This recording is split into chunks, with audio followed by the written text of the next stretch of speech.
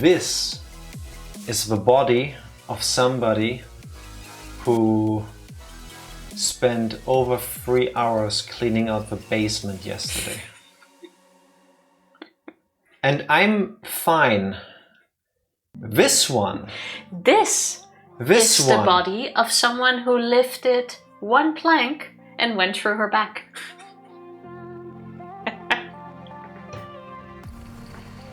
Based on a true story. Happy Sunday, everybody. Hello, Psycho. Congrats on being first. Nice. How are you doing? How are you all? Everything you said. It's been a fun weekend. I don't even mean that sarcastically. It has been a fun weekend. Hello, Evie. Congrats on being second. How are you? So, last week I got a text message out of nowhere from our landlord. Beginning of this week. Thank you for the unnecessary detail. Hey, it makes a difference. Not really to the story, which is about me being exhausted, but sure, thanks. Keep going. I get a message earlier at the beginning of this week. Yeah, fine, keep going. Weren't you the one that always gives me shit for making the recaps too detailed? Yeah, but you could have made it. It doesn't matter, just go on. It's a Sunday kind of day. Hey, it's your landlord. Remember how there is stuff in your basement from not the previous renters, but the previous renters? That we wanted to take care of 9 years ago, but we never followed through, and you didn't do it either, so it's still there. They said it nicer, but that was the message behind the message. It's like, yeah, sure, we're available these days. So essentially, we settled on yesterday, 11 in the morning. We get up at 8 because Tifa had already previously made plans to meet with a friend. So we go to the basement and I start taking apart things and I move them out of the little basement room to, for whatever people drop by later to come pick all of this stuff up. Like there were sideboards in there dismantled, just the plank standing there. There was a lot. What all was in there? A bed frame, like I don't know where that came from. And some of the stuff like layered underneath each other against the walls. A lot of planks that I also don't know what they belong to. I guess closets that were once lots and lots taken of wood apart. For some reason, yes. I guess instead of just throwing the stuff away themselves, they hid it in the basement room for some reason. Whatever. Tifa was so kind to help, and then after picking up one not very heavy item, because she lifts with her back. That plank was like a massive wooden bed frame part. And I didn't think it was as heavy as it was. First of all, it wasn't, but apparently it was deceptively heavy because she went halfway through her back. So I shooed her away and then I spent the next 3 hours cleaning up the thing. I still helped with cutting the carton and throwing all of that away. How many boxes did you shred and throw away? Like 6. Impressive. Thank you for that. Somebody had to do it. So when it's 11, when our landlord should show up... I was already gone. She was already gone, but the landlord sends another message. Hey, my bus was cancelled, I'll be half an hour late. I'm like, yeah, no worries, I'm mostly done already except for 2 things, so take your time. When I sent the message and I'm thinking like, wait, your bus was cancelled. And when I start panicking, I'm like rereading the messages. I'm like, did she say she would only come by to have a look at what needs to be done? Because I've spent the last 3 hours getting all the stuff out of the basement out in the open so that the cleaning crew, whatever she shows up with, has it easier to like remove all the trash. And I don't have the physical strength left to move it all back into the room. Half an hour elapses, she does show up, I open the door and it's her and one other guy. Our janitor, no? Yeah, I think so. And I think so because I actually don't know what our janitor looks like. I've seen him 3 times in my life. I've seen him 3 times in my life. We've lived here for 9 years. 3 times over 9 years is nothing. He was here like 2 weeks ago to give us new keys for the locks. Yeah, and I looked at the keys, not his face. I have prosopagnosia. Something like it. Anyway, so she shows up alone with the guy and he's like, yeah, it's just a sideboard, right? I'm like, no. And I take a step to the side and behind me is revealed all the carnage I have created. I was nice. I made like piles of wood, like, you know, the big pieces in the back, the smaller ones in the front, so it's easier to pick up for other people. And she looks at it and like her face freezes. The guy looks at it, his face just like dies. And then he looks at her and he's like, I thought you said it's only one sideboard. And then she looks at me and she's like, oh, I thought it was only one sideboard. I'm like, I mean, to be fair, that is No. not on her, but on her husband. I'm We like- discussed all of this with her I'm husband. like, as we discussed with your husband 9 years ago, no, there's plenty of stuff. Plus other stuff has accumulated that we talked to your husband about over time that we would just get rid of at the same time. You know, we do that together. And then he never did that, and we're insanely lazy people. We left it in there. Like, we just didn't use that space of a basement for 8.5 years. Well, the problem is our basement at this point was so full that if you opened the door, you could do 2 steps in and then it was gone. And I want to say Yes. our basement is like twice the size of our streaming room. It was like IRL Tetris. To put something in there, you had to first remove items so that you could walk in there. It was bad. It was really bad. Yeah. But like half of it was filled with stuff that wasn't even ours. 3/4. Well, 3/4. It just took Some up a lot of the space. massive closets in there. Classic miscommunication. That's what I was thinking while I was keeping on my poker face, because, you know, I don't want to yell. I don't want to be angry. That's I guess the janitor and my landlord. I don't want to be mad at these people. You know, I can live here because of them. I need to be nice. So I'm I like, also no, know- sorry, I've been here since 8. I've spent the last now 3.5 hours getting all of this together, and there's still more. And then both of them basically, like in a comic strip or like a cartoon, go like, there's more? At the same time, like, yeah, follow me. So I show them. And to his credit, the guy was like, yeah, listen, the 2 big things, let's just bring them out together, because I see how you can't do that to yourself by yourself. And then I'll just do the rest and you can just go home, like get some rest or something, have breakfast, I don't know. And then I did that. And then I left. And I could still hear him talk to our landlord, and I don't think he was happy about the situation. I mean, you put in your share, right? I want to say I've done 75% of the work, because I dismantled everything as far as I could except for 2 things. Taking everything out of the basement, I took putting the it in the planks out of hallway. the sideboards, I dismantled the sideboards, I put the pieces out, I like sorted through them, I made piles, like I said. Like, the hallway was full with stuff, but that's because I made it look neat so people could still walk through, you know? Yeah. I forgot to ask you, how often did our neighbor come by? I'm the nosy secret neighborhood police and I need to know everything guy? Yeah. Never. He came by like twice when I was still there, but I was wondering if he Not still once came with back. me. He just distrusts you. Yeah, that I has think to be that's it. Yeah. People were coming by like, are you moving? Are you leaving? I'm like, nope, it's just because story. And they're like, oh yeah, good luck with that. I'm like, yeah, I hope so. And it was stuff from the previous inhabitant. It was your landlord's responsibility. Yes, the previous.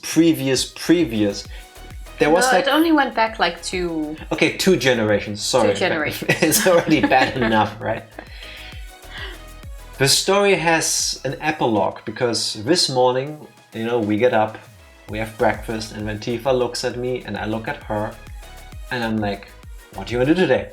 And then she's like, yeah, I was thinking we should clean up some more. I'll do the bathroom and you do. I'm like, no, shut the fuck up.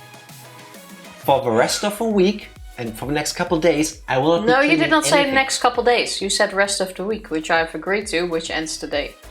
I don't care. I am now American when it comes to calendars. The week starts on a Sunday. I mean for the next 7 days. Yeah, no, that's not how this works. My week starts on a Saturday. Sunday. I'm confused. I can't do other calendars. But yeah, to be fair, we also let it go this far. We could have gone after it more. We didn't. We're lazy as well. We could have sent more reminders. We could have gone after it. We could have done it ourselves and sent him the bill, or her, I guess. But we were just lazy. But we discussed this once with them when we moved in. That's true. Then, like 2 years later... When we were annoyed at nothing having happened yet, yes. Not even annoyed that nothing has happened. We needed to put stuff in the basement, your dad's karting back then. True. And then we didn't really have space for it. And then it was like, oh yeah, we should go after the landlord again to get rid of all of this stuff Not in here. physically, not like stalking him, but, following up. So then we sent a reminder and then we had some talks about it. And then he Nothing never happened. responded and nothing happened. Yes. Then we also didn't go after it again. And now it's 9 years later. And out of the blue... To her She credit, suddenly sends a message about to this. her credit, she could have just kept forgetting, like he did. Yeah, I mean, on the timeline, it was 7 years ago that we last discussed this. So for 7 true. years, this was on their to-do list. That's true. Because we didn't send them anything lately. Kudos to our landlord, she's awesome. After 7 years, I would have told her to fuck off. I mean, we had a lot of difficulties with her husband. Yes. Like, a lot. Like, Almost had a fist fight with him once. that and with each other. Because that dude was almost the end of our relationship when we moved in Yeah, here. there are certain things no relationship should go through. That is how high the stress levels were back then. And then a few years ago, the wife took over. I remember we got a letter from a lawyer that she was now in charge, basically. He got sick. And ever since then, she's been all right. I don't have issues If with there's her. a problem, she takes care of it. And like we said, after 7 years, she I guess looked through the notes and went like, "There's still something." Yeah. There's still something. That's what I was I was forgetting. kind of shocked to get I that remember message. I forgot something. Like, to show the difference best is when she sends us a rent increase, which we get like every 2 years roughly. We get an official letter from a lawyer that says we're getting an increase. When we had to deal with her husband, he would put a post-it on our letterbox. He wrote it on a post-it note and put that on the letterbox. For He everyone didn't even to sign see. it. It was like a rent increase, 1.2% with his name. No signature, just his name. And this is true. I found the post-it because it had fallen on the ground as I walked through there to go to work back then. I looked at it and I'm like, this is not a legally binding document. So I just ignored it. And so we went to the Mieterschutz. Oh yeah. It's but to see if the post-it group of people was... that you can go to help you with like legal matters with your rental contracts. And they were like, yeah, this is not a legally like binding document. You can just pretend you didn't see this. I'm like, I can do that. I know we saved that post-it in our documentation. Actually, we were nice. Somewhere. I sent him an email like, yeah, we found your post-it note. By the way, this is not legally binding. This is how you do it legally binding. There was also no amount on it, just a percentage. True. It was like... I think it was 1.2. I don't remember the exact amount. To Jack and Tifa, your rent increases by 2.6% in 2 months. For the landlord. And like, I don't do the math myself, my guy. You have to tell me what you get from me or from us. That's right in front of my Datenschutzgesetz. Plus all of that, yes. That post-it was the best. Yeah. Fair is fair, he learned from that and then he had somebody take care of that and they sent an actual document stating that the rent increases, all of this. Being landlord on your own sounds stressful. It is if you decide to be maximum capitalist and do all of it yourself so that you don't have to pay people to do it for you. That too, and they have like 50 houses. We know that they own enough property to have like their own company to take care of this for them, but they choose to do it themselves. Yeah. I don't know why. Actually, I think 46, if I recall. A The conversation last time with him. he showed off to me 9 years ago, yes. Yeah, might be a bit more by now. Like, that is a lot of shit. He was waving his riches in my face. Look at all of these other places I own. Look at my tablet. I'm like, that's cool. That's nice. I will never own anything in my life, how things are going, but sure. No, but His wife is also a Yes. much more pleasant person, and like when we had a leak, she immediately sent someone. Yeah, With the she's husband, awesome. we would have to argue and do it ourselves and pay for it. Like, we were really naive. This was our first Yes. apartment by ourselves when we came in here. We didn't know it would be like this. He basically convinced us to pay for the renovation ourselves because we also didn't. Two-thirds. Yeah, he had a cap, Yeah. which we went way over. So we paid We more didn't. than two-thirds. Yes, we did. Not when I did the math, but I'm better at math. We're only lucky we didn't have to pay the electricity company because how much they fucked up. But anyway, we were really naive. We convinced us to pay for the majority of even like renovating the bathroom. It was absolutely Plenty of horrible. horror stories to tell. And she takes just care of things. You Yep. can talk with her. Fortunately, we only need her like twice a year. If We're lucky. Unlucky. If nothing happens, nothing happens. You know? Yeah. And from a company too, but if anything is wrong, it gets taken care of. No problem so far. That's how it should be. Yeah, our That's nice. problem is we rent privately. Like, we're Yeah. not with a woning. From a company. Yeah. Keep it easy. Fair enough. Don't make up new words. Yeah. Also, I'm warm. What did you put in my tea? Oh my god. It It's is not even really warm hot in here. outside. No, it is warm in here. I think Tifa is trying to poison me. It's Are you trying to the- make me take off my shirt? It's the memories. It's the memory of working yesterday. It's like my body can't But handle you it. did really well. The basement you. is like super cleaned up. There's lots of space. We even moved some stuff that were clogging up the living room in the basement. Also, Very because well done. I wasn't very clear on it earlier, it wasn't like there was trash in the basement, it was just junk in the sense that we didn't use it and it wasn't ours. Thankfully, like no rats, no cockroaches, no nothing. It was just wood, ultimately. A lot of plants. It could have been way worse. Imagine Some big if like, closets. we start cleaning up and there's like dead animals in there. That is true. I checked basically everything and nothing alive down there. That was good. Yes. Could have been worse. And the bathtub also took a lot of space. Yes. The previous bathtub was still in there. Don't ask why. We had to put it somewhere. Can't exactly leave it in your apartment after you renovate it, right? Fun That's the times. downside if you don't have a car. Like, it would have been easier if we had one to get rid of all of this stuff You ourselves. could have rented one. Yeah, and then you need to get your dad. Again, there are solutions to this problem, yes.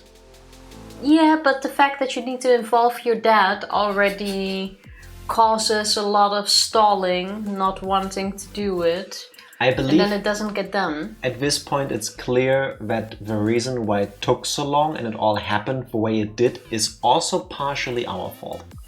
Yeah. Well, like I said, Mostly hers. we didn't really go after it. I like that she doesn't even refute that. It's just like, well. I mean, Also, I'll take half the blame. 60%. 75%. Seeing how you took care of cleaning it up, I'll take the 70% blame. I should have poked higher. Damn it. Also, talking about big numbers, I didn't even see that yet. Psycho, thank you for the 90 stream streak. That, Cheers. it's not bad. Oh. Okay, don't cheers me then, you animal. Oh my god, imagine raising your cup to cheer somebody and then pulling it away when somebody wants to like clink glasses with you. Or Well, Max I in this was case. clinking Psycho, but Here's to you, Psycho. There we go. Was that so hard? What? just making sure you didn't scratch my cup. Oh, that was surprisingly smooth. I expected at least some resistance on my nail. Oh, Ugh. did you just scratch your cup? That is not a nice feeling. Ugh. That's not bad. I really dislike having nails, by the way. They're so inconvenient. This Jack is a doesn't let smooth me cup. bite them off. Like, No, what? it's like an awkward feeling. It's just like a weird, like... Does this look as weird as I think it does? Because who does this? Tickling the cup. Yeah. What? No, not nice. So why are you complaining about having nails? Because they're inconvenient. I keep scratching myself. File them down, clip them. Just don't eat them. Yeah, but filing is also a horrible feeling. And it's hard to like clip your nails. Do you with want your me to other file hand. your nails for you again, Tifa? Because I will do that for you. Yeah, I know you would, but it's not a nice feeling. Anybody interested in a nail filing stream? Where we spend 30 minutes A beauty stream. like locking Tifa's hand in place with a weird contraption. Like And we can also get nail polish. like when you do like a cat's nails, like when you have to like really like put it in there and then you're like, Ah! Yeah! Hey, my nails are super soft. didn't feel soft to me. I think I got nail strengthener too. Nails, what? You know, the stuff a you nail can put strengthener? on to make your nails thicker. I remember having that stuff. Butter. What? What? I don't know. Is there a thing you put on your nails to make them stronger? Yeah, I think you're lying. definitely exists. How to make nails stronger? There's like polishes for that. According to healthline.com, no. Avoid using gel or acrylic nails if possible. Oh, I actually was thinking of doing that. Pay attention to your diet. Stay hydrated. All of these are things I don't think you want to Oh, do. look at polish. There's polish for that. I'm just saying. Have you considered adamantium? What is that? I was gonna say I don't think Tifa gets that joke.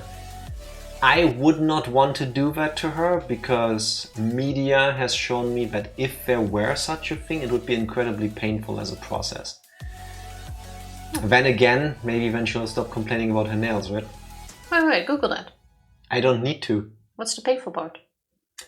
Adamantium is the metal that they infused Wolverine with. You know, the guy with the claws? Oh, that would be kind of cool. No, it wouldn't. It basically gives you super cancer. Spoilers for X-Men and stuff, I think. Well, maybe not that part. I'm Yeah. sure there's other ways.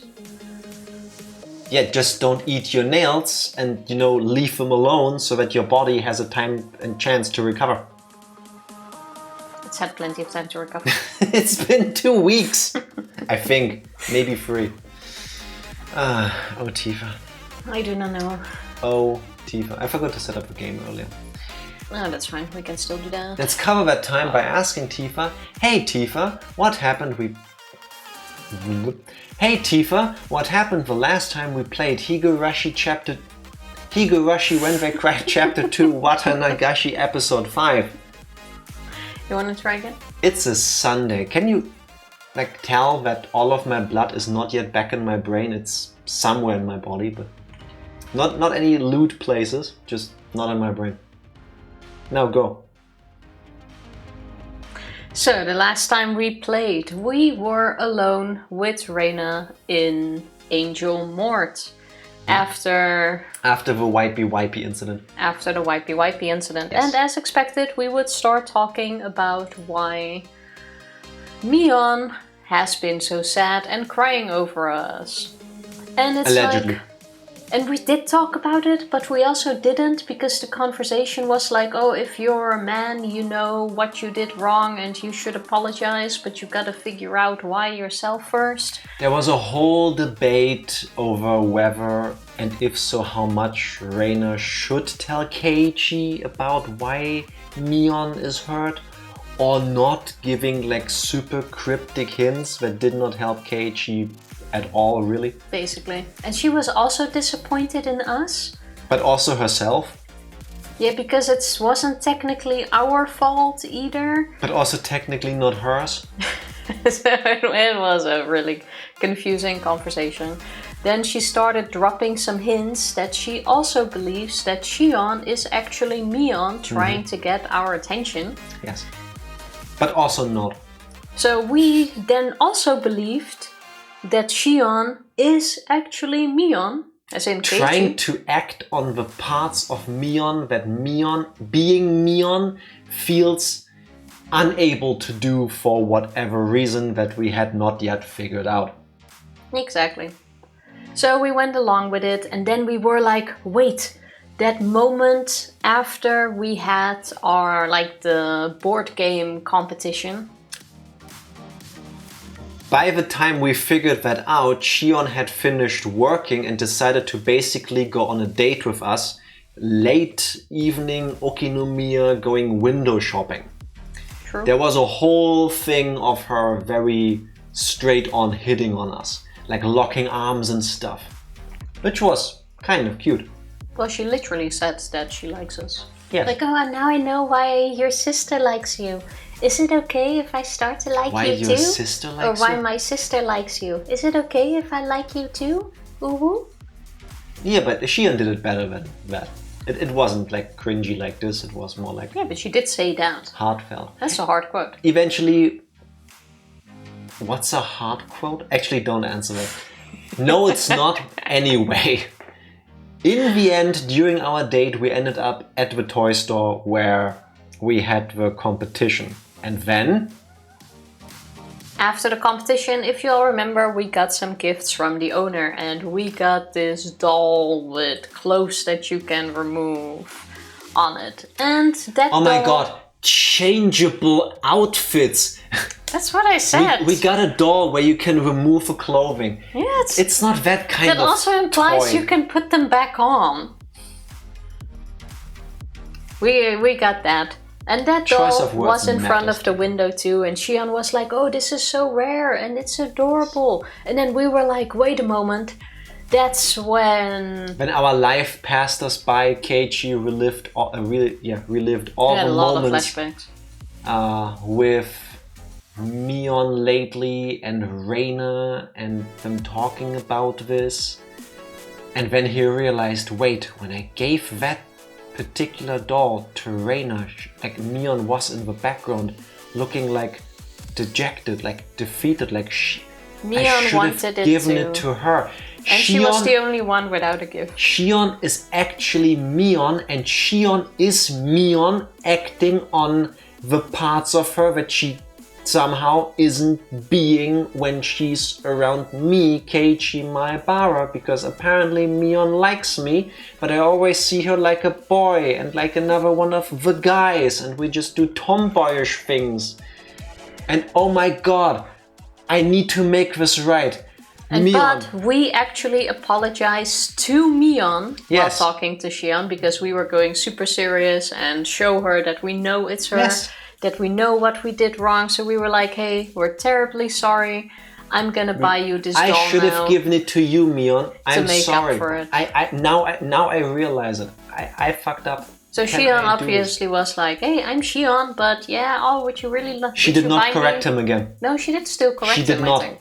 No, she went like, oh my god, you would really buy it for me? It's really expensive. Fair enough. Okay, let's go inside. Then finally we went in and there you have it. Mion was in the store and we finally got the confirmation that they are indeed two different people. And as you can imagine, it was really awkward. And after the initial moment of, oh my god, what just happened? Wait, you are actually two different people? Settled? The mindfuckery started. Because Mion was very much like, what are you doing here, Shion? And why are you with Keiichi? And Shion was like, we're on a date. Which was weird because Mion didn't get it. And she was like confused about this. And so was Shion definitely Keiichi turned a bit meaner. still not thinking this was necessarily a date. And then Shion went full, like, turned sadistic evil, going like, yeah, you always talked about how nice he is, so now I'm interested in him, now I'm dating him. Also, Mion, did you or did you not dress up like me, make him a bento and bring it to his house pretending to be me? Mion, completely flustered, went like, And then Shion sold this as, see, that wasn't her. That was me. I did these things. It totally doesn't matter that we look exactly the same, that we sound exactly the same, and that if I tied my hair and she opened hers, you couldn't tell us apart. This is all me. Mion is unable to tell you that she did those things posing as me. It was really awkward. Yes. Then Shion told Mion to call their driver, let them Yes. pick them up, and we were Also to sell him the doll. I'm not Wrap even it sure up if and we give it- still bought that doll, yes or no. That's unclear. That is still unclear, and I don't think we did in the confusion. But so we were dropped off by Mr. Mafia driver, who had a conversation that Shion is a pain in the ass, basically, and that we just need to stick with her until she gets bored of us. So Kasai, I believe, was his name. that He looked like a also hitman. kind of shows that she does have these moments where she's like fully obsessed with something and then drops it. I believe... That's gonna be us now. I'm beginning to believe that Shion and Mion are the archetypical tsundere and yandere. You know, one is playing hard to get. It's like, I don't even like you. Oh my god, I love him. Don't get too close to him, other girls.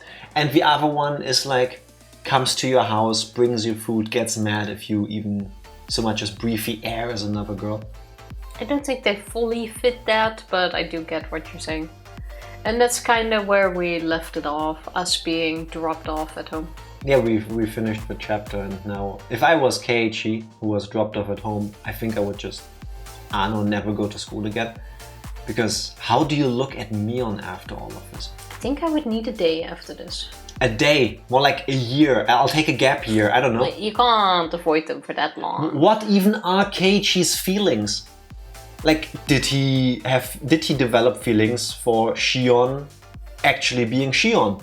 Were they for Mion being both? Were they just for Mion, but they surfaced when he was with Shion? I do wonder how that will manifest now. Oh, and Shion said she would transfer schools and come to our school, which Keiichi didn't want, so let's see if she actually does that.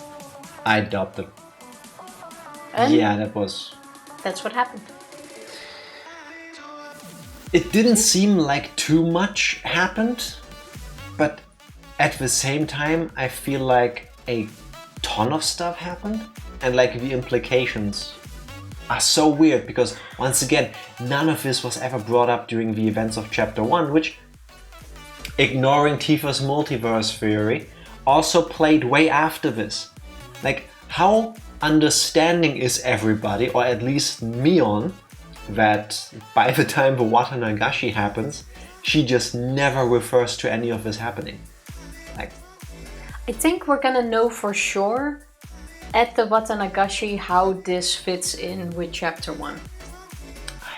Because we have to know the person that died. He has to make some sort of comment and not like, oh, I might have seen him walking around, you know what I mean? Maybe Chapter 2 is the fever dream of Keiichi's life flickering in his eyes as he lays there dying at the end of Chapter 1. Nah, It's so weird. We'll know soon enough.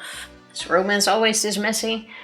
It can be, but doesn't have to be. I want to say no, because how often does this particular situation happen? Funny you mention that, I have a story about that. I don't know if this was real or not, but earlier today, while browsing the internet while playing games together, we came across this story where, so a woman is together with a guy who regularly has to go overseas for work trips. Because he is gone for so long, she eventually starts an affair with another guy. He comes home 3 times a year. Yeah. Turns out the guy she is now cheating on her husband with is actually the brother of the husband. And when she eventually goes to his place, she learns that he has a second secret family at the place where he works, like overseas. And has also children. Kids with them, yes. So apparently... And she was pregnant with the brother. Yes, so apparently stuff like this, like in Higurashi, actually can happen. I don't know anybody that has stuff like that happen to them. But clearly these stories exist. Wild. So, I don't know. I guess it all depends on what kind of people you're dating. You know, if you're specifically looking for people that are eccentric, let's say, and you might find yourself in a situation like this. I don't think I would, because this seems too stressful for me. Like, I would not be interested in it. Double whammy. Yeah, everybody sucked in that story. It was weird. It was really weird. Well, not really. The brother didn't suck. The brother didn't know. Okay, fair enough. Yeah, he never even knew that his brother already had a family in the US. Yeah, it's weird. It's weird. You know what's even weirder? Higurashi. Click. When your relationship is a wire mesh fence. It's gonna get messy. Just as messy as this will now be. Oh, we also did a tip with Shion, where they were talking to each other. I forgot if anything important happened during that. I think we already included that in the recap. Something like that. Okay, we went to school. Okay, he did not die. Let's see how awkward this will be. The next day. We met the mafia guy in the tips, didn't we? No, Oh, I think was that that the was tips? still... I think that was still the end of the episode. I could be wrong, I might be confusing things. I am also not sure, but it could have been the tips too. The most important part is that the next day, it was a strange day where Mion was desperate to regain her composure. Every time our eyes met, she would say that she had something to do or that she had to use the washroom and run off. Unable to just watch, Rena was taking care of her the entire time. Well, this must also be a shock to Reina. She basically told us that Mion was faking it. Suddenly, Satoko jump scare with a screen transition to black. Mion-san, she's acting totally strange today. I know the whole story, but it's hard to explain. There are times when girls are emotionally unstable. It's best to just leave her alone. Is that so? Because... Really? Just times. Women, right?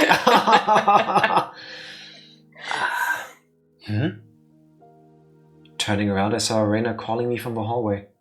I wondered what it was. Oh well. 80s sexism, what can you do? Keiichi-kun, over here, over here. What is it calling me over like this? Is it a secret? That is, it looks like it was a disaster.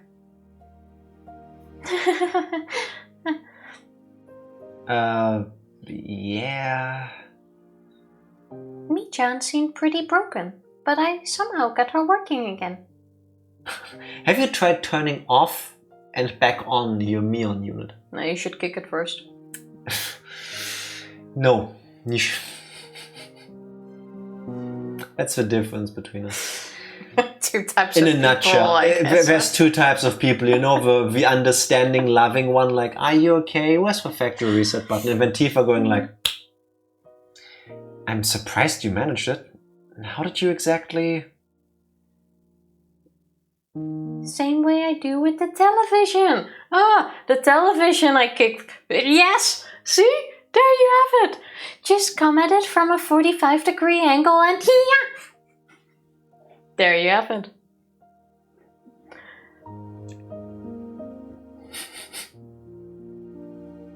Do I get a point for that? Tifa, yes, you get a point. You get the point that you should maybe ask yourself if there's anything that you want to change about the fact that your emotional intelligence is on the level of the 1980s. Because I want to say in general, we've come farther beyond that. Like we've developed. She was talking about Mion like an item, and if an item is broken, the first thing you usually do is give it a whap. A whap, bam, boom, like a sound. You just go like a whap, not a whack or a kick. A whap. A whap. A whap is a bit softer. Let's just carry on. Saying that, she made a chopping motion. You know, I can't tell if you're joking or not, right? Tifa? She'll be fine by tomorrow. Also, there's something I want you to do, Keiichi-kun. I didn't mean to do anything wrong, but I still feel guilty. I'm listening. Isn't she gonna ask us what happened? I don't think she needs to know. I think she has a feeling that, like, what happened. Yeah, but she was also completely wrong. So without Was she wrong? yes. How was she wrong? She told us that Mion and Shion are the same person. Did she though? Yes. Or was it also ambiguous that we just interpreted that? No, she said that. I don't recall that happening. She said that she believes that Shion is Mion. So now she's gonna apologize for being bamboozled by two identical twins? Nah. Thanks. I don't see it. You see, Mi-chan is just going to pretend the last few days never happened. Do you have skin cream here? No. Never happened, huh? I see. Well, that's one way to run from it. So, you see, Keiichi-kun, could you pretend too? Yeah, we're not listening to your advice anymore, lady. Are you serious? The extent of your amazing writing is that in chapter 2 you disperse super or relationship changing information that should very clearly have been brought up during the events of chapter 1, which cover the same time span. And your ex machina device to not have people go the entire time, oh my god, what are we missing? I need to replay chapter 1 again, because is to just go, they decided to not talk about it anymore. That's how they might fit it in. But like I said, I'm not convinced until the Watanagashi. My favorite part of Higurashi When They Cry is actually when aliens from Saturn landed in Hinamizawa and replaced Keiichi's dad and mom, and then Reina went with them because they looked cute, but they at the end decided it's easier for everybody if they just don't talk about it anymore. Let's not talk about whatever could go wrong. I know, right? Absolutely nothing. Then Mi-chan can go back to normal. This is gonna be awkward. Jack, yes, did I accidentally call the entire plot? What do you think I'm gonna say? I don't know. Are you gonna scold me because it appears that I looked up spoilers for Higurashi? Are you gonna ask me if I'm dumb? The answer is still yes. I don't know. There is no escape. Oh, that one. Okay. Without love, it cannot be seen. Is love an anagram for the Japanese way of saying, during the writing of the game we developed the story as we saw fit, and in the end had to retcon so much we just hand-waved it all away by the characters all agreeing it shouldn't be brought up ever again, so the events of the story that happened after the point where crucial big important plot point happened were just never brought up again? Hey, you don't know that yet. I still don't think that's gonna be the case.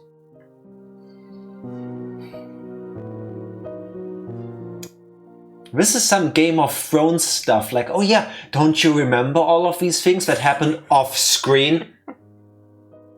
Just doing something as simple as that? Is it really going to be okay? Please, until Mi-chan gets her feelings in order, just go with it. Okay. No, don't. I got it. Even though I shouldn't have been at fault, for some reason I felt guilty. The one at fault here was the one who knew about the entire situation and pretended to be Mion for an entire day. Shion! Even though I do agree that Shion didn't do enough to convince him that she was Mion, it also wasn't really on her, and she did say several times that she is Shion. So I can't say this is fully on Shion. She did exploit the situation. Yes, 100%. She did say she is Shion, but when he did refer to her as Mion to her face, she did not make it abundantly clear that no, we're two different people. Yeah, but to be fair, I had neighbors. My name is Latifa. I had neighbors that used to call me, what was it even? Falita. No. They mixed up the... Falafel. Let's go with it. Are we going with food items? It doesn't matter. They kept mixing up my name. It was like... Lalafell. Let's go with Final Fantasy. They kept calling me Falita. And I told them like twice that my name is this and this. she kept with it. La Fita, that's what it was. Sorry, La Fita. Now I even know which neighbors you're talking about. Yeah, suddenly I hear her. La Fita. La Fita. Like Spanish, like La Fita.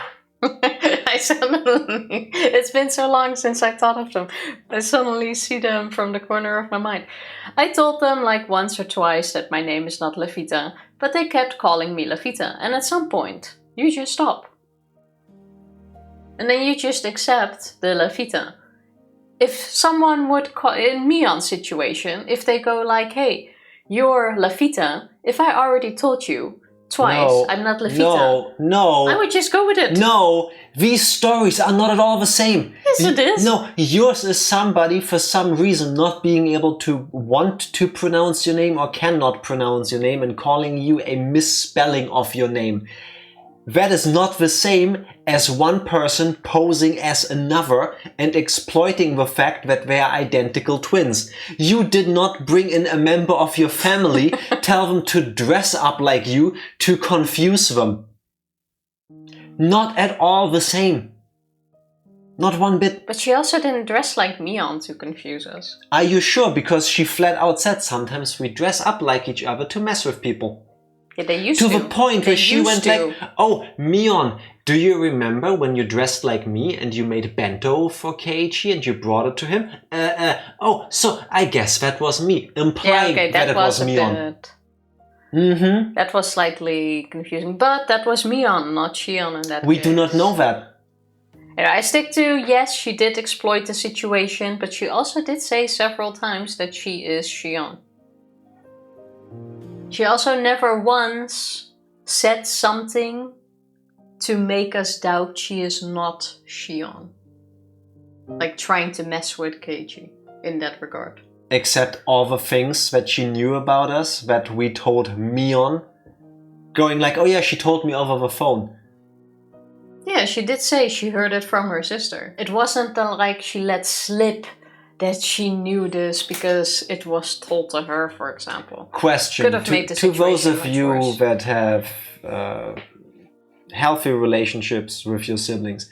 Do you tell them every single detail about the people in your friend group? Like, would your siblings be able to pull off what Shion did? You have a good bond with your siblings, yeah. No. Thank you. You might. It's not impossible, but it's highly unlikely. Especially I would say, if you already have a competitive kind of relationship with your identical twin, who you don't necessarily only feel love for, would you tell them there's a guy you're interested in, but you don't know if he actually is interested in you, therefore enabling your identical sister, brother, whatever, to go after this person with the information they had? No. This is some Jerry Springer shit. You wouldn't know they would go after them. My siblings know every thought Tifa's ever had. I'm psycho, no. I want to say it really depends on the relationship you have with your sibling. Especially with twins tend to be close. We have reason to believe that they used to be close to when they were younger, until something has happened. But it is not a weird thing to talk about that with your sibling, no. Does everyone do that? You keep forgetting the important part. Mion specifically told us she doesn't like Shion. Because she's cold-hearted and mean and she does stuff like this. Well, the question is now, do they really talk or does she get her information from another source? It's Rika, isn't it? She's the spy. She's a mole for Shion. That would be creepy. Also because I didn't get to it yet and I want to address that. You're so high on copium, I wonder whether it's legal for you to operate a computer. We should actually install a CO2 alarm just to make sure that there isn't any weird gases in here. Imagine if there actually is like a gas leak in the apartment and then we have that fixed and then our personality changes completely. That would be... The question is, would I then want the gas leak to be fixed? That depends on... Well, wouldn't it be too late already? Would your personality only change when you inhale the gas? So if you leave the apartment, you swap back to your old personality? Well, I think the question is... Or is it a permanent change? that's the question. Is the damage so severe that it's just going to stay like this, in which case it doesn't matter? Or is it like we need a constant stream of it? You know? And we won't know until we check it out. Tifa not obsessed with cannibalism is not Tifa. Fair enough. I wouldn't even want to know that, Tifa. There was a guy on Reddit who fought his landlord, broke in and left notes for him. Turned out the heating leaked CO2 and he'll why can't I speak? Wait, oh what? my god. Okay. It's so awkward too. Wait. I mean, at least you Okay, you're real. I was just checking. have a reason then. He wrote the notes himself. What the fuck? Damn. That is messed up. That's big. Yeah. Okay, so if we start seeing things in here like the landlord, we definitely gotta check. Can you... First of all, you are real, right? Second off, can you check the basement to see if somebody actually picked up all of the stuff or if I hallucinated the landlord? Every time you clean, you just hallucinate, you do something. Like, that is a reoccurring issue. Yeah, I take our trash and We instead might of have a like, leak. bringing it outside to the actual like trash, I just throw it somewhere. There have been complaints about the trash. Mm-hmm. There's a note in the hallway. Not because of us, though. No, not because of us. Well, is it? I don't throw stuff away in the wrong bins. That is- I'm German, I don't do that. For once, the cliches are true. But she never once said that she was Mion. What am I supposed to be angry at? Seeing me stomping the ground impatiently, Reina giggled. But Keiichi-kun, you knew as well that Michan has some cute things about her. Reina What? talked in a calm voice as her hair rustled in the wind. Yeah, I know that she'll never let it be boring. Good. How did we get to that? So I know that Following- story too. Love listening to weird stories on YouTube. Some stories are just like wild. Yeah. The world is a weird place to live in if you think about it. Yes, it is. Sometimes whenever you think like, oh, this can't be true, I am not shocked about anything anymore though. Anything the human mind can imagine has already been done by somebody. Yeah, that's the thing. Like, some things are insane. Yeah. Following this curt reply, Reina looked up at the sky and stretched. As long as you realize that, Keiichi-kun, these past few days will soon be nothing more than a story to laugh about it. But how will we laugh about it if we're not allowed to talk about it? Copying Reina, I also began to stretch as I looked at the sky. The clear sky towered into the distance. So, cool talk. What you're telling me is essentially at least the first 4 chapters of the first 4 episodes of chapter 2 are mostly redundant, except for maybe the part where Shion or Mion, we don't know, went full Queen Bee and summoned Hinamizawans to save us from delinquents. You say that as if it's gonna end here and not be brought up again. I don't know. Given the track record of the game, I have no evidence making me believe that they will actually do that. I doubt it. There's no club activities or anything today. I'm sorry, Keiichi-kun, but just for today, can you go home by yourself? It will be all back to normal by tomorrow, so just for today, okay? All it took for everything to go back to normal was to leave Mion alone for today, then it was an easy decision to make. Got it. I can't say it directly to Mion, so I'll say it to you. I still feel kind of guilty about it, so I want to apologize. No. The root of the problem was Keiichi-kun saying something insensitive, right? So if you learned anything from this, you need to look a bit into gaining a sense of delicacy. Right. I'll try. So just do that and not apologize? Just don't make mistakes. Just get good. Yeah. Just shut the fuck up, you don't. Something like that, yes. That day was the shortest day of my life. Reina was talking to Mion while accompanying her around the entire time. It looked like a really fun conversation, so I reflexively thought about joining in, but I had made a promise not to. It seemed that Mion was also trying her best to ignore me. So, likewise, I did my best to ignore her. That's it. For the first time in a while, I ate lunch alone. Mion and Reina ate theirs by themselves. As I let out a sigh in my ashen mood, Rika-chan came over and patted me on the head. Both Keiichi and me learned a whole lot. That Shion is a manipulative bitch? I'd never say it like that. It made it sound like we were having romantic problems. I didn't like that one bit. Hopefully the teacher wouldn't notice and call us to the staff room after school or something. I'm sure that Keiichi will grow up to be a wonderful adult. If only. Rika-chan is the studious type, so maybe you'll grow up to be an amazingly wonderful adult? Of course.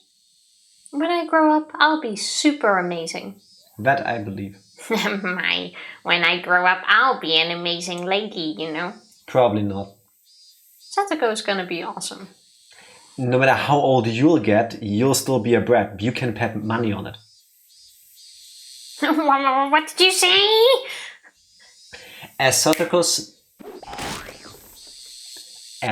snapped her fingers, a wash bin fell from above, hitting me squarely in the head.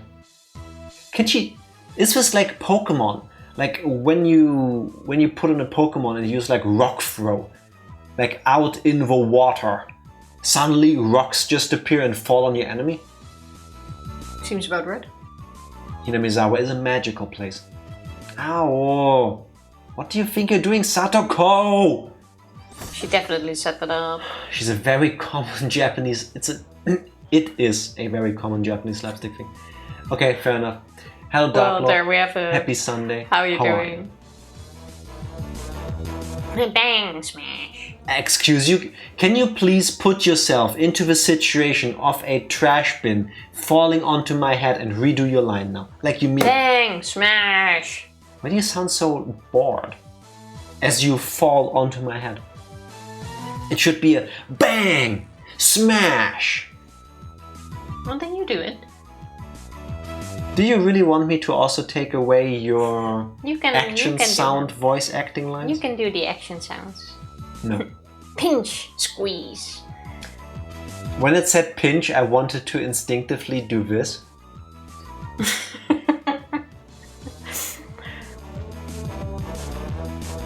Alright, just woke up. I hope you had a wonderful rest. Rest. Welcome among the awoken. That sounds like a cult thing to say. What are your plans for the Sunday?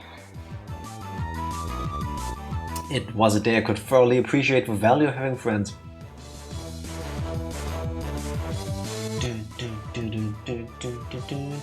Okay, so we're gonna skip to tomorrow, where we act like nothing has happened. Nothing weird at all.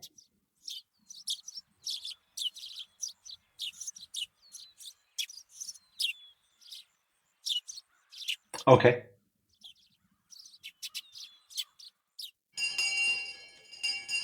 And Did we just skip a whole day? I guess. Wait, was yesterday Friday? I'm confused. Was the shot of his home, his room, the house, and this? We definitely went home. Today was Saturday. Today Wait, was do we Saturday. also go to school on a Saturday? Yes. The only day off in Japanese school is Sunday. Oh, okay. It's disgusting if you ask me, but it's how it is. But even in Japan, you go to school on Saturdays too. Yeah. I feel so bad about that. Okay, but then this is definitely the next day. Today was Saturday, so school ended in the blink of an eye.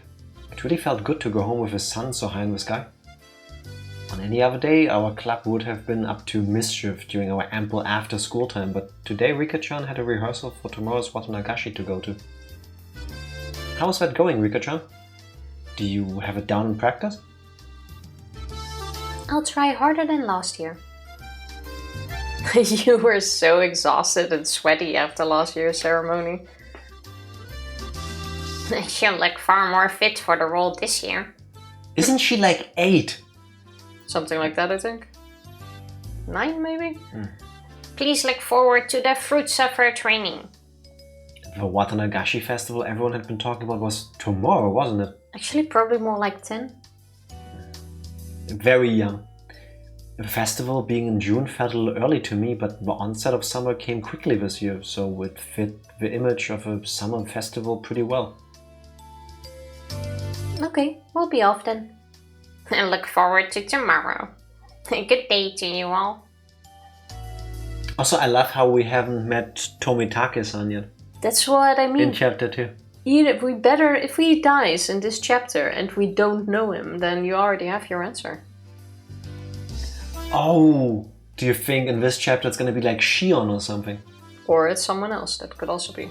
But then it also proves that this is not in line with chapter 1.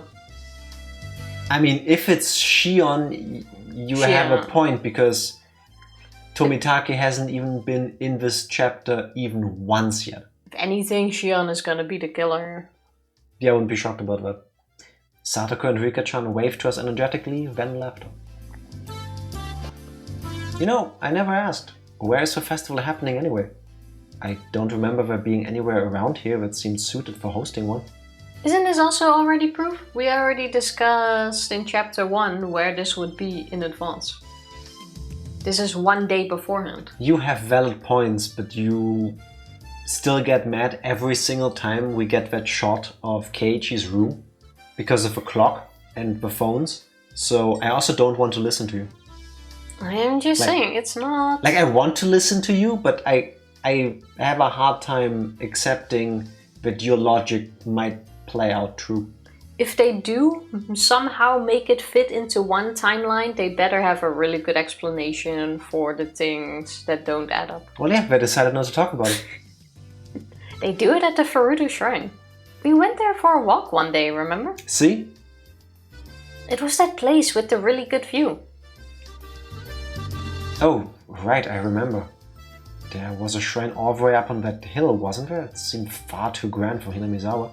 See? Now he remembers we do have things. a memory from chapter 1. But that doesn't mean anything. We also skipped the whole introduction thing. And that was one of the things that was What in introduction? like when we met them and all of that. Yeah, fair. And that was part of it. That was the first time we met up with like everyone, I believe. I don't even recall the details. There's a great meeting hall in the shrine too. The older people get together there and sing karaoke or practice calligraphy from time to time. Calligraphy? What's the English name? Calligraphy. Calligraphy. Calligraphy is when you do it, but it's based on a Californian style. It's more like a recreational facility than a simple shrine. I see. I guess it makes sense that it looks so grand then. Like a community center kind of thing. Mi-chan, is your family going to help set up today? Yep, we have male hands for that. Male hands. Yeah, all the women help, but they have the hands from their victims to do the heavy lifting. The women have to hold disembodied man's hands to do any work. Only male hands get to work with. How else would you set it up? The sexism. It's so crazy. Satoko and Rika are both 11. Oh, okay, that makes... Thank you very much. That makes sense. Most of our relatives come from town to help. The aunt from the dam worker, still no rest. He's gotta keep working. It's not time for his pension yet. So messed up. Male hands, huh? Well, I mean, I have nothing to do at home today, so... I am a male and I still have hands. What should I do? Apart from the whole, like, identity and, like, gender thing, how do you define male hands? Like, because I can tell you, I'm pretty sure by the definition that we're going with, I have male hands. You don't want me to help set up a festival. Yeah, but it's the whole men have to do the heavy lifting thing. But, I mean, I get that, but... Which is still a thing now. I've done my work yesterday, and after 3 hours I was pooped. And I don't think I could help set up a festival. Like, I can hold the paper plates. You really want to compare you to the people that usually do that? Yes. Like, you're not really used to it. You're not the strongest. So you're saying my hands are not male? No, they are. Like, you would still have to help. Like, if the choice was between me and you, it would be you, obviously, in this setting. And trying to drive home the point that the whole, like, oh, we need strong men. Actually, even if she had said strong men to help, it would have, like, felt less stupidly sexist for me. Because that implies at least that they need to be physically strong. We can argue about the rest, but that implies that there's an actual, like, quality to your ability to lift heavy items and stuff. Accepted. Would it be a... No, that's how things never change and get better. In this situation, accepted. I'll tolerate it. What if she's flirting with Keiichi to get him to help? I don't know. I don't think so here. Maybe. I also don't think they need Keiichi. Wow. Rude. Would it be a problem if I scrubbed my way in there to help out too? Huh? We need more strong man's hand. Well, that's another reason not to get Keiichi. Shion, meanwhile, has gone off to the city to go like gyms and fitness studios and stuff to chop off some more strong men's hands. You want to help us, Keiichi? Not if it'll bother you all. I was just kind of interested. Also, despite saying we wouldn't talk about it, I am surprised that there really isn't an awkward moment. You still have an awkward bit in there. I've been told to forget things and pretend like they never happened, and I've never been able to.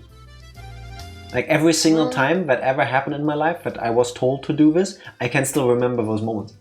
Like, it would still be weird. Yeah, it's not like you just suddenly forget that this happened with that person.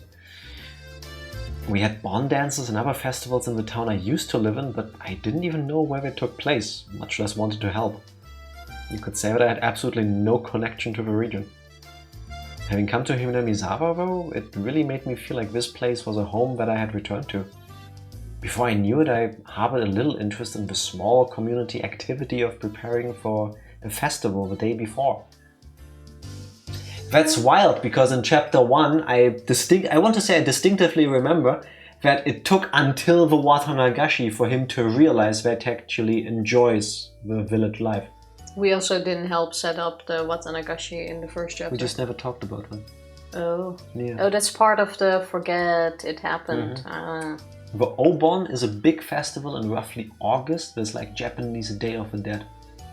Oh, okay. That sounds like fun. Is I would like to go to a festival once everywhere, like that. Or more like certain areas? Because didn't he live in Tokyo? I want to say it was Tokyo. I wonder if you'll be able to, Keiichi-kun. There's a lot of building tents and setting up chairs. Can't even lift a chair. I hear it's pretty hard physical labor. I mean, miss me with a building of tents, but I can move chairs. I mean, I wouldn't be doing it alone, right? The more hands we have, the faster it'll go. Mion looked happy to hear that, but at the same time her expression was complex, tinged with hesitation. Reina gave her the last push for me. It's decided then. You should go for it, Keiichi-kun. He's all yours, Michan. Put him through the ringer. Well, I can't argue with a recommendation from Reina. Okay then, go home first, put on some work clothes and come to the shrine. Oh, and you might want to bring a towel to wipe your sweat too. Got it. I may look scrawny, but I actually quite like breaking a sweat under the hot sun. Ooh, who likes that? Careful you don't hurt your back, okay? Yeah, that's why I don't join these things. Because I'm not smart. Right, enough of my old man spiel. I'll go to the shrine too as soon as I've changed. Michan, you do your best too. And remember not to talk about the thing. Yeah, don't bring it up. Bye-bye. Mion waved vigorously to us and left. As far as I could tell from her gallant retreating figure, she seemed to have recovered from the weak state she had yesterday. Girls are quick to get over things. Michan is already fine. Girls hold grudges. People hold grudges. Right. Her switching back to normal so cleanly really makes it easy for me to talk to her. It was kind of funny though, wasn't Nothing about this was funny, Reina. People's feelings got hurt. The thing is what she's referring to. Was it the thing? Yeah. Kind of like Cinderella. Like you can't meet her anymore once the magic wears off. Why is she not shocked herself too? Like... For Oban there's lots of big parades. It's an everywhere kind of thing, like going to shrines on the holidays. Alright, put that on the list for when we eventually go to Japan. That's already on the list. I mean, you can't do that without visiting shrines. So just spend a whole year there? Not a whole year, but I mean, you can't plan a visit to Japan and not do like a shrine visit. That's a good point. Reina began to giggle a fair bit in amusement. Probably not gonna go there in August though, because I don't believe the weather is very nice there. Did she like this sort of thing? I need a winter sort of visit. Incidentally, me going along with it gave me a weird, hard-to-describe feeling. Did I turn myself into a plaything, or did they do it for me? If you think it's so funny, then you should try pretending to be a different Reina too. Yeah, that sounds like fun. Keiichi-kun, what kind of Reina would you want to meet? A biker Reina. Hey Reina, I had this weird epiphany that in like 20 years people would really enjoy this one character. I think we're gonna call him Pyramid Head. I don't know where you could get a pyramid to put on top of your head, but do you have a big hatchet?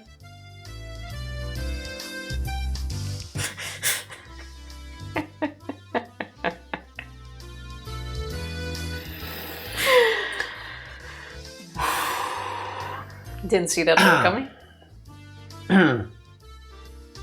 Thanks, Evie.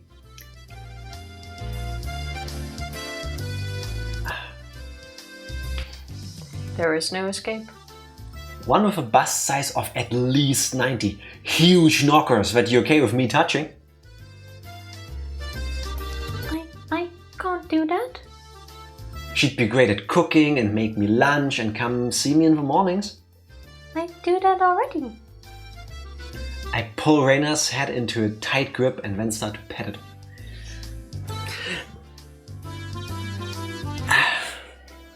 Sit like a human. Please do, I Tifa. can do that. Here, do it like me. Look. Look. There. Check the cable.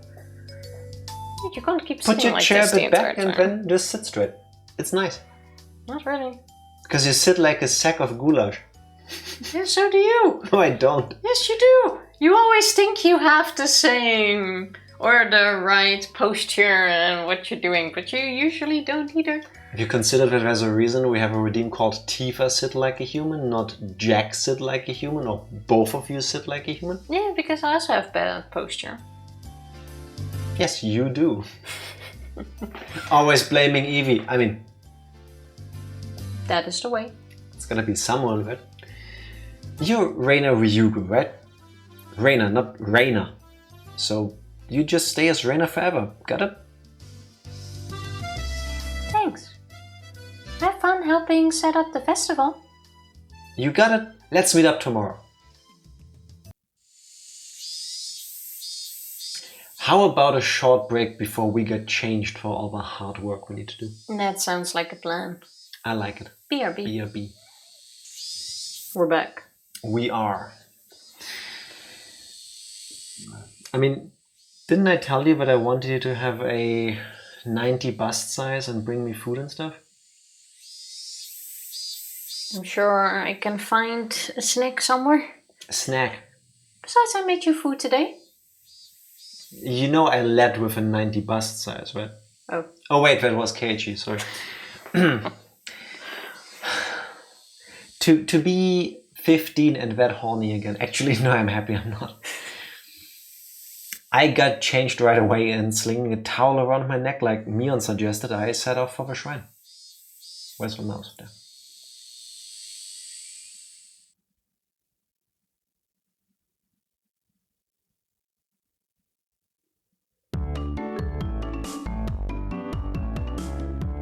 Was the shot of the steps really necessary? Especially because the art for this... I know I'm nitpicking, now I'm pulling a Tifa here. The art for the steps, it looked like concrete, and now these are rocks. Which is perfectly fine, but... Wait, what? When did it look like concrete? Are you gaslighting me? Do I hallucinate? No, I'm slightly confused what you're complaining about. We had the shot of a street. Yes. Yes. Fade to black. Shot of a staircase. Fade to black. This shot. The staircase in the in transition part was concrete. Well, that was maybe on top on the beginning of the mountain. At the shrine there were more people than you'd imagine even living. No. Why where were concrete stairs? Weird nitpick. I guess It's like... it's the little things. You complain when I talk about the phone. But you're talking about stairs, which could very well change after one step. Yes, because you made me more like you by you complaining about the phone and the clock. I wasn't complaining about this though. Also, it doesn't look like they already did a lot for the festival. True. That's a nitpick, you shouldn't. Fair enough. Alright. I'll just forget I saw that. At the shrine, there were more people than you'd imagine even live in Hinamizawa there. All cordoning off areas and setting up tent frameworks, chatting amongst themselves as they did so. Alright, where's Mion? The liveliness of the throng didn't make it easy to look for her. I searched around as if I already worked there, and suddenly the principal called out to me. The principal? Everyone is helping. Okay, fair enough. See, he is actually somebody who's been described as strong, so I would imagine he's actually helpful here. If it isn't Maebara-kun. Interesting! Have you come to help with the Watanagashi setup? Hello? Yes, I was just wondering if there was anything I could help with. How commendable your attitude is! Feel free to sweat to your heart's content. Okay, that was helpful. Spurred on by the principal, I came upon a group of people setting up tents. Oh, what's this? It's Maebara-chan. Did you come all this way to help us? I hadn't found Mion yet, but I supposed I'd just get in her way if I ran into her. Yeah, I'm here to help. Just tell me where you need me.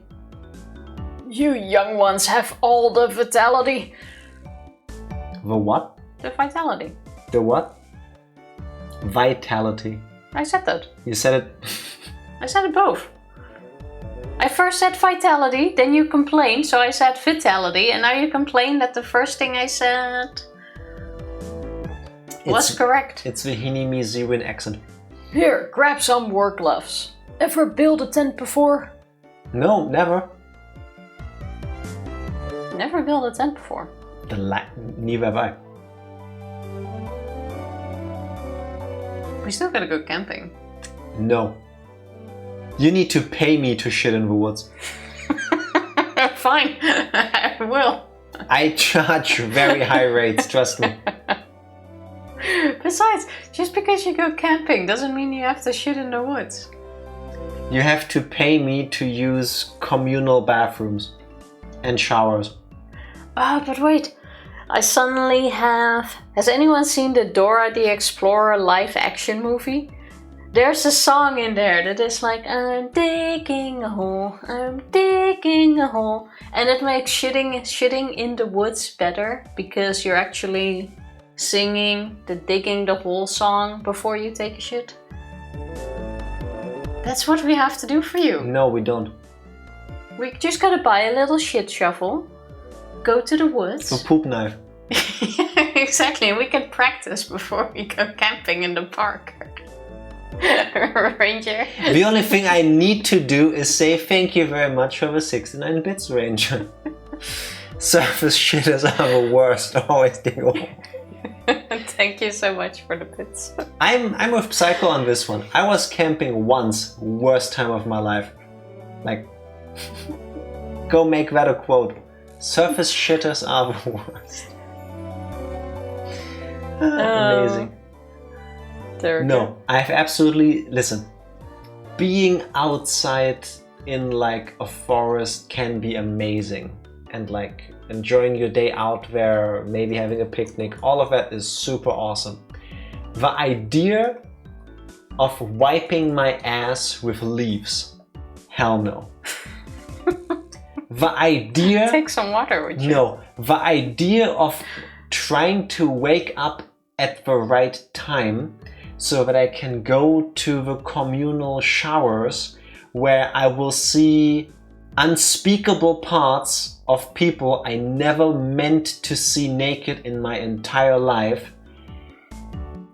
On top of there not being enough hot water for everybody, it's gonna be one of those days. I'm not sure why you Hell have no. such horror stories about camping. Because that's exactly how it's gonna be if I go camping. Not with poison ivy, Jack. At least then I'll be thinking about something else. Other than, you know, the whole displeasure of being there. Jack would wipe his ass with nettles because he doesn't know what nettles look like. Exactly. That's how city boy he is. Yes. We had a conversation about this last time when we were walking through the colonies. The it was garden like, colonies. it was like, stop! You're walking through the nettles. I'm like, this is not nettles. It was ivy. And then he's like, no, those are nettles. I'm like, no. And then we had to actually go find some nettles. 1 sec. No, stop. Sorry. There's something very important here. Did you listen to the part where Tifa just told you that she's making fun of me for me telling her, watch out, you're gonna touch nettles and that's gonna hurt you? Because you were arguing with me after that they were nettles, and I had to prove it by actually rubbing them You on didn't me. have to prove anything, you decided to prove it by Because just you didn't believe me. doing that. Yeah, of course not, I thought they were nettles. Imagine being so strung up about me trying to be adorable and her not hurting herself. Point of the story, Jack would wipe his ass with nettles. Yes, and I would do it proudly. Humanity built houses to escape nature. Exactly. Exactly. That's my point. Yeah, but they built them in nature. Tifa, I work full time so that in my time off I can afford pleasantries such as a roof and hot water and electricity. I too will not go camping. I have so many fun memories Understandable. of camping. It's mostly from my ranger school experience. I had to dig a trench for the 60 of us in a triangle-shaped patrol base, and these surface shitters were shot. As they should be. That As makes they should be. sense. Funnily enough, I think last week, maybe this week, don't even know, I saw a video on TikTok too of someone saying he really had to take a shit while walking through the park. So he did a sting, but there were people walking there with their dogs not on a leash. Oh god. So this poor golden retriever came past, and basically while he was sitting there doing his sting, this poor dog was basically hanging under the ice cream machine. Golden retrievers are the worst dogs to exist. I can just imagine how you're like trying to do your thing and you're like No, golden trying not to retrievers. fall while pushing away this dog. First of all, Dark Lord, thank you for this 10 stream streak. I can't speak today, but still. Golden retrievers are literally the #1 worst dogs to exist. Somehow, for some reason, I don't know who in history decided this, it was bred into their DNA that they love to eat feces. It's because they're always hungry. I've never met a golden retriever that doesn't love to eat fecal matter. I will leave it at that. I also don't like chihuahuas. I'm not a fan of pit bulls. I don't like pugs. Anything that is born specifically with a body that doesn't lend itself to breathing shouldn't exist. Like, I'm not saying kill all of these dogs, just not breed more of them. Like that. I've got chihuahuas, they're too lazy now. See, that's cute. As long as they're like happy with their life, like awesome.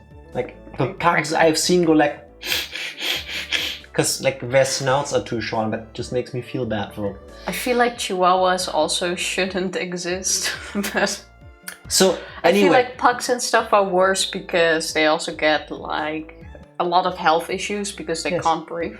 Point of the story is the golden retriever treated the guy in the story like a 5-year-old would a soft serve ice cream machine. I leave the rest to your imagination. I can just imagine it. Yeah. Well, nothing into life has bitten me as much as my mom's chihuahuas. I mean, they're scared. Everything else is bigger than them. It makes sense. I really dislike chihuahuas because I also only know the nervous and really annoying types. And we used to have them too when I still had my German Shepherd. And every time I was walking him, there were like 2 chihuahuas that kept attacking him. And then the reason is like, oh, they're so scared of big dogs. Yeah, so put them on a leash and make sure they don't attack my dog. keep them on a fucking leash or carry them in a bag. Like, I don't really care what you do with your dogs, but they're attacking my dog. That's not the dog's fault, that's the owner's fault. Yeah, and one of them once bit him in his neck and didn't let go. So ever since then, my dog hated chihuahuas. But if my dog lashes out, it's gonna be my dog's problem. Because suddenly you have a racist dog. Because he ate the raisin as a snack. It's like... Taking a walk and heard a weird noise like a broken bike motor. It was a pug. That's what I'm talking about. Like, yeah, I always feel so bad for pugs. Like, I've seen adorable pugs, so like I get why people like them, but every animal can absolutely be adorable. Like what Dark Lord would, I just think it's wrong to breed them. Yes, if a pug just happens naturally, give it all the love. That's awesome. Don't breed them. Unfortunately, we don't really have any dog races anymore that haven't been over... Breeds. Not races. Breeds. Dog breeds that haven't been overbred. But I think not all of them have the issues that some have. But yeah. Where were we? Lesson learned, always dig a hole. Yes, and stay away from golden retrievers when you need to poop. At least you don't need to look for nettles. That took you a second. Yes, because there were no gears, Tifa. That was the projector going click and the film of this happening in front of my mental vision. I saw the mental moment. I heard a noise like soft depressurizing. Turns out my cats brought a mole into the house and I had to save the little guy. And that's just the sound moles make. Oh no, the moles are so adorable. I'm happy to save them. I hope you managed to save it.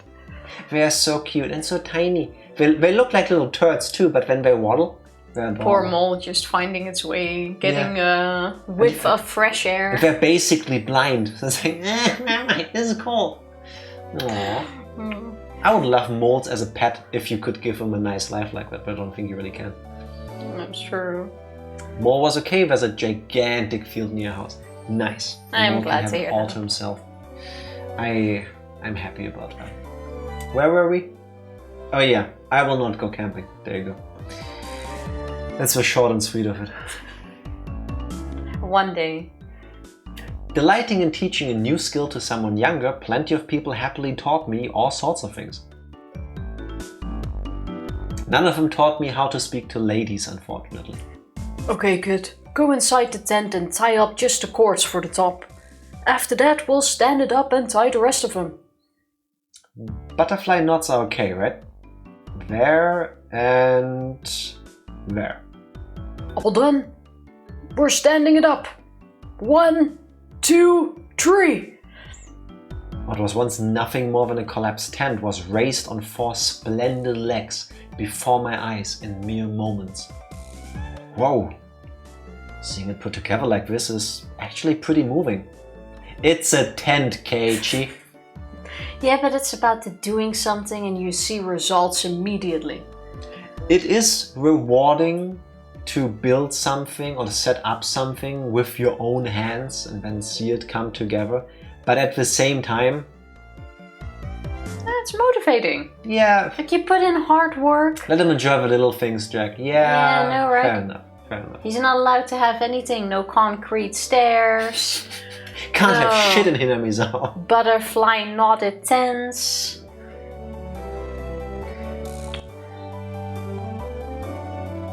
Sorry? Come on, no time to stare and wonder. We got a lot more to do. Now I'm done for today. Yeah, that's it. Like, I've done my part. We packed the tents into the truck, so go get them from there. They're heavy, so take someone with you. Nah, I'm good. I may look scrawny, but I'm actually pretty strong. Whoa! They look light enough, so I thought they were, but they're heavy. That's why I told you to have someone help.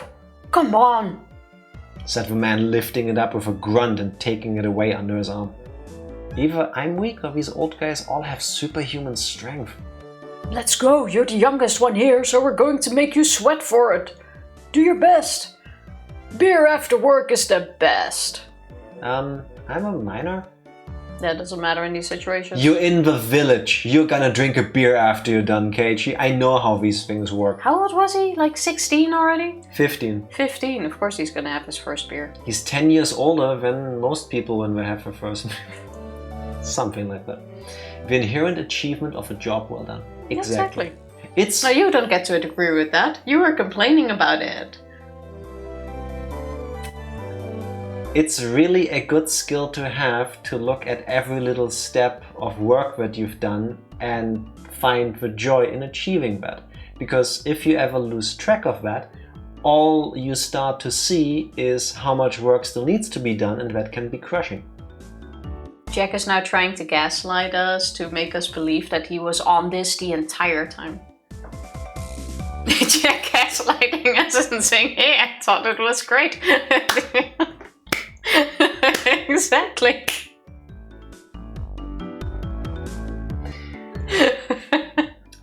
I will say it once.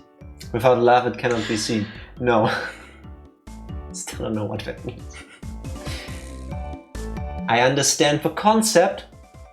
I just don't necessarily apply it to Keiichi. Here he is continuing. And as I'm sitting here, trying to dodge the problems of my own actions and the consequences of such, sweat dripped from my body. I had been fully and completely absorbed in helping them. I would never have thought that the cold barley tea from the Women's Society could taste this delicious. Ah, cold barley tea. You're so young. Make sure you drink a lot. Thank you. It was then that I realized a crowd had formed near the shrine a way off. Where'd the sun go? When I took a closer look, I saw a girl dressed in shrine maiden garb and a handful of old men looking like they were preparing for the ceremony together. Is that Rika-chan? Hey, Rika-chan! Do your best! No, wait. Do you best! I shouted and it seemed like she heard me. Rika-chan, positively exploding with vitality, answered with a smile. The older guys with me watched Rika-chan as well with distant gazes. Rika-chama is doing a great job. That's a scene you need to go older with your voice. She seems far more used to this than she did last year. Oh, old lady. I didn't, well, senior is unisex. So. The old lady who gave me the tea clasped what looked like prayer beads in her hands and said, Rika-sama, we thank you, we thank you. She has the voice of an angel. And just like that, began to respectfully pray to her. Huh? Huh? That cat gif? Yeah, that's the one, the fat one. It's chunky. Huh? I love that one.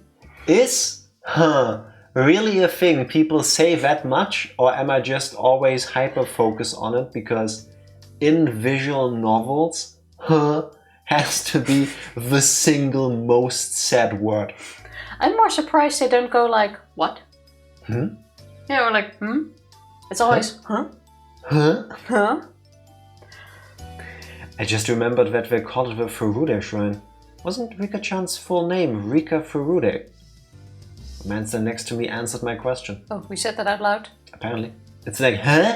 In German. Yeah, but the beautiful thing, but I don't know if you can fully convey that in written German, is that there's two versions of that. There's the Tifa says something strange and then you go, huh? It's just like questioning. And then there's the Tifa says and you go, huh? That's you didn't understand what she was saying because you couldn't hear her very well. And then there's Tifa saying something and you're going, huh? Which is a mixture of anger and confusion at what she said, but also discontent in a way. You can use that in every situation, just depending on the tone you put on. Right? Yes. And getting the right tone is part of learning German and getting fluent in it. Yeah, exactly. That's how it feels sometimes. Pet peeve of mine, but people that unironically do the exaggerated Nah.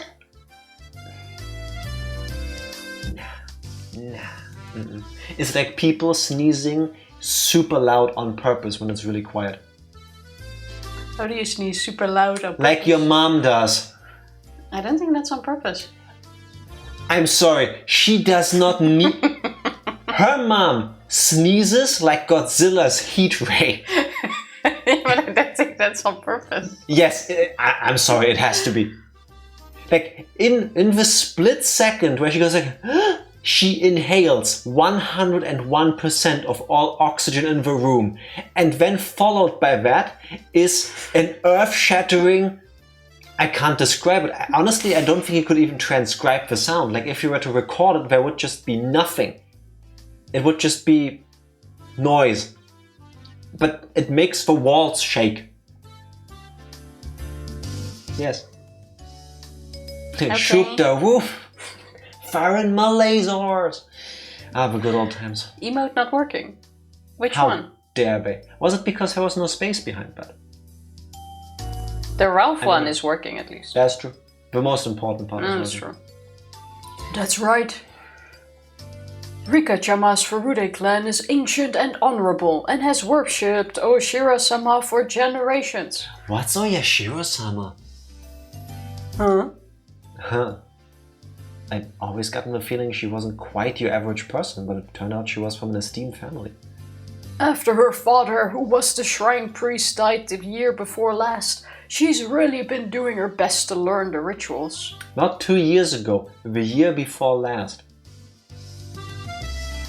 I wish the priest would have been here to see how wonderful she's been growing up. What? Rika-chan's father passed away. Okay, break time is over. Let's get the chairs we're not using back to the gym in Okonomiya. Maki-san, pull the truck around here and take a few people with you. Okinomiya, you say? Alright, Maebara-san. Kun, let's get to work on one last job. Son, Kun, nice catch. Nice. Fully in character. I need to channel my choking grandmother from Golden Sun for this one. That's a deep cut. Yeah. You're gonna make me do more work? I can't tell if I know my minor or not, but the older men all cheer me on, encouraging me to do my best, and that the beer will be great. You haven't heard the legend of Oyashiro-sama? I don't know, I have. Question is, did Keiichi? I think he didn't go into it, but I have a feeling he doesn't really know. And this is how they're trying to hide it, by not going into it yet. Kei-chan working hard, I see. I passed by Mion. She was carrying a big cardboard box. It looked like she was right in the middle of working as well. Judging by the sweat seeping into her shirt, it seemed I wasn't the only one with his hands full. Yeah, I'm working my ass off. You work hard too. The beer's gonna be great. We were worked to the bones until the sun began to set and started cooling off. It's like not knowing about the bird. I hear the bird is the word. What? Why did you have to ask? I wasn't sure either, but I think I got the reference. I have no idea where that comes from, but I just... Stop questioning things. But you could have done the Keiichi and just ignored it. Huh? Yeah? Okay. We need like a secret hand sign like under the camera frame to go like, follow me on this, don't question it. Everybody knows that the bird is the word. Can you explain to me where that actually is from and what it means? Because... I also knew that the bird is a word. No, the word. Not a word. It's both. Are you correcting me when I'm right? Yeah, I'm mansplaining. Are you saying bird is not a word? Correct. Then what is it? A government device used to spy on us. That's a true thing. There are people out there that believe that birds aren't real, that they're drones. That is very true. Look it up at your own peril. It was soon full-fledged night, and the clear sound of the Higurashi eased the moderate pain I felt. The older guys began their night before drinking party in a tent a fair bit off, causing quite a ruckus. I need to sneeze. That's the opposite of how Tifa's mom sneezes. No, No, that's not how that works. That because you stopped it, it came out through your butt. And that's what caused an earthquake. Actually, that actually sounds worse. Never yes, mind. I did not shit myself on camera, no. But thanks, Tifa. If only we had a golden retriever right now. I was more thinking of like an airflow. That's what you call them. I'm sorry, Jack. Don't walk behind me. I'm having an airflow situation. Who airflowed here? The one who smelt it, airflowed it. The Trash Man released a song remixing famed blues hits Papa Ooh Mau Mau and The Bird is the Word into their hit surf rock legend Surfin' Bird. I know none of that. Now I know it's on the song. Thank you very much. Now I can listen to The Bird is the Word. Well, you also gotta listen to the originals then. Is it something like da da da da da da da? The Bird is the Word. I'm bad at music. No, that's a different song.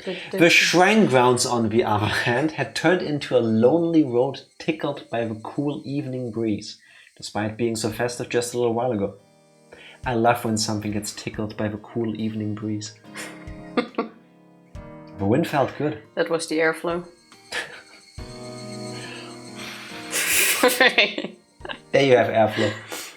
I leaned on one of the stone guardian dogs at the front of a shrine.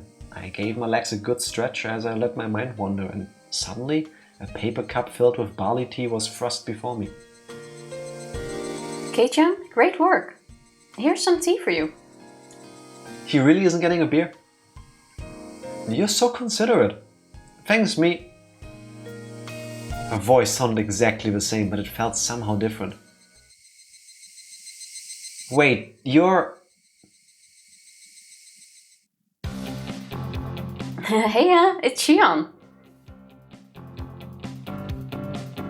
Don't go giving Mion all the credit. She isn't considerate at all. Don't get us confused, okay? Okay, is it actually Shion? Is it Mion pretending to be Shion? Oh my god, where are we? I think we're past that. Like, you're supposed to forget that, remember? A sparkling barley tea is functionally the same taste as a non-alcoholic beer. Doesn't seem tasty at all. What was the legal drinking age in 1980 something in Japan? I want to say it's also 18 like in Germany, not 21 like in the US. Shion, you little...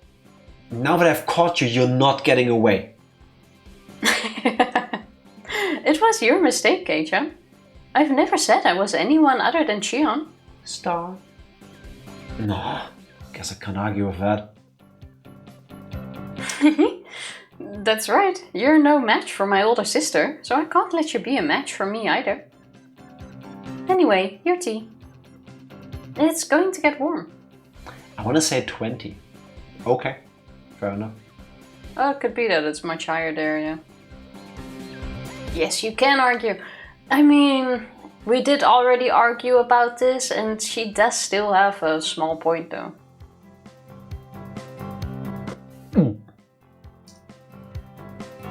Come on, please cheer up. I'm trying to make it up to you with this tea. Also, wait, if Japanese sparkling barley tea is basically the same taste as... Wait, that information is even more confusing to me. Because I remember once drinking a non-alcohol beer over here in Germany. And, like, disclaimer, I do not like beer at all.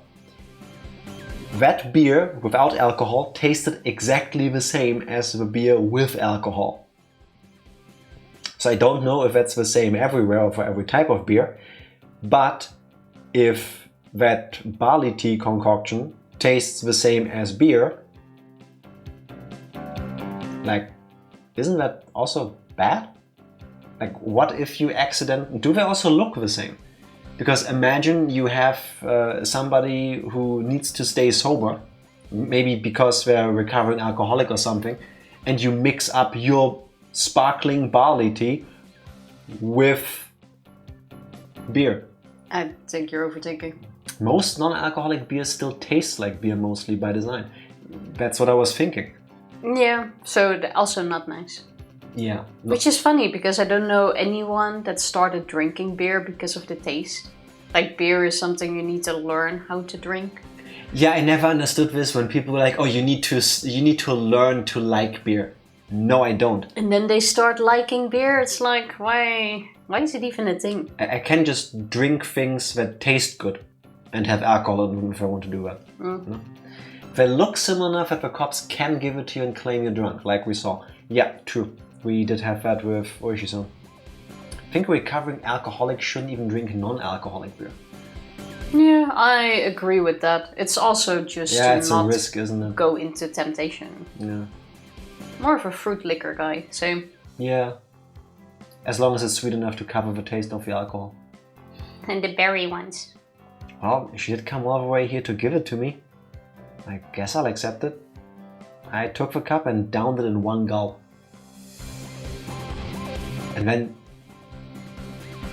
suddenly, I heard a loud shout and it got stuck in my throat.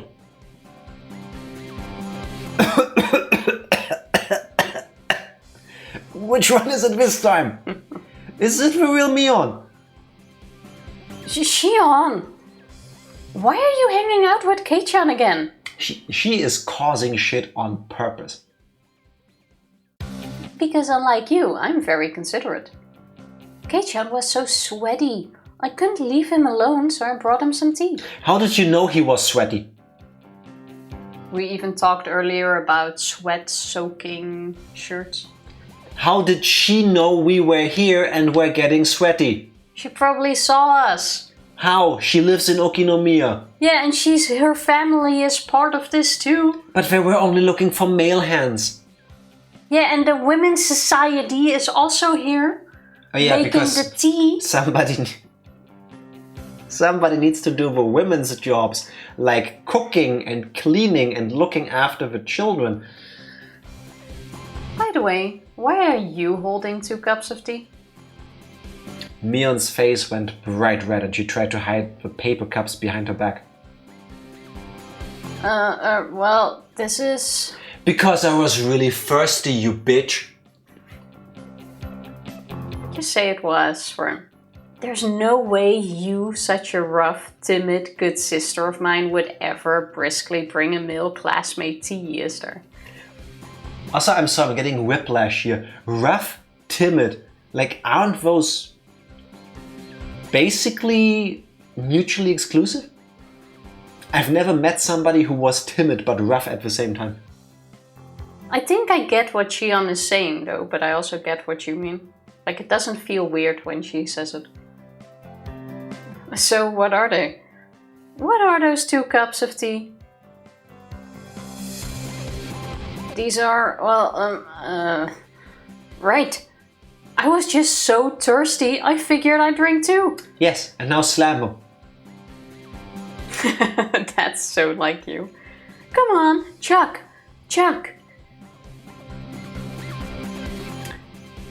Shion is like the girl that joins a frat party and she looks innocent and naive and she acts the part, but then she goes and does like the beer pong thing and gets you completely fucked up.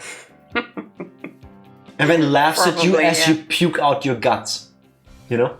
And then calls you a pussy because you got alcohol poisoning. What are you, a bitch? That seems very right.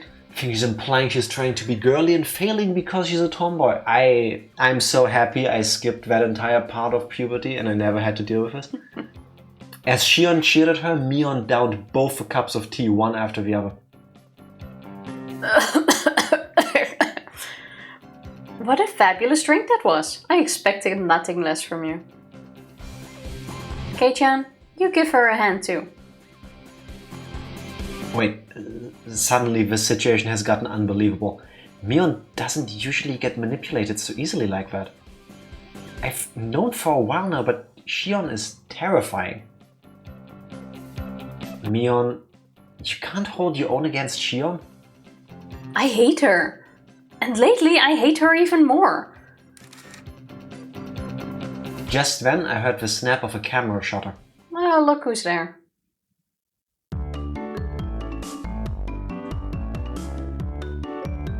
Okay. So introducing him. You better knows him. Who are you? Who could that be? I've totally not seen this guy before in my life.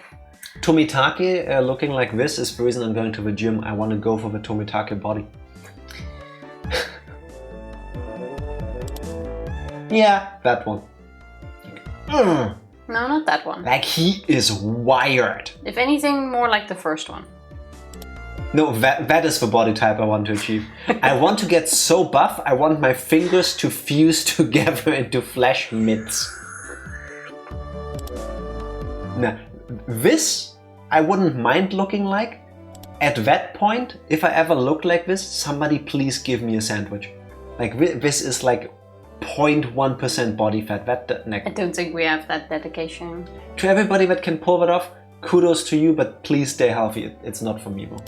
I've dated a bodybuilder years ago, and he spent like 6 hours a day in the gym. It was like, I mean, a friend. Did I say I? I meant a friend. My friend dated a bodybuilder before, and I remember she told me he spent like 6 hours a day in the gym. I like that story much better. So you need to do a lot to keep up that body. I can do that for you. Good evening. The festival is coming up tomorrow. Thanks for all your hard work setting it up today. Good evening. Oh, Shian-chan? It's quite unusual for you to come here. Oh hey, it's Tomitake and Takano-san. Good evening. It's been a while, hasn't it? So you're that transfer student I've been hearing about, Keiichi Maebara-kun, right? There, they haven't met before. This is the first time they're meeting. No, what is happening here? Which means it's not in a timeline with chapter 1. Because they met Jack, way before that. You. What are you begging of me? I don't understand. There is no escape. I told you. It's not in one line. No, Tifa. Chapter 3, 4, 5, 6, 7, 8, whatever is gonna establish that after Tomitake-san and Keiichi bumped into each other a couple times before the Watanagashi happened, they always made a deal. Hey, don't tell the others that we know each other, just pretend we don't. Like you did with Shion. That has to be it. That has to be it. I'm telling you, now it's not even certain if Tomitake is gonna be the one that gets killed. You really did a bang-up job today. I'm impressed. I feel like I've seen this photographer guy before. Have we met before? I'm glad you remembered.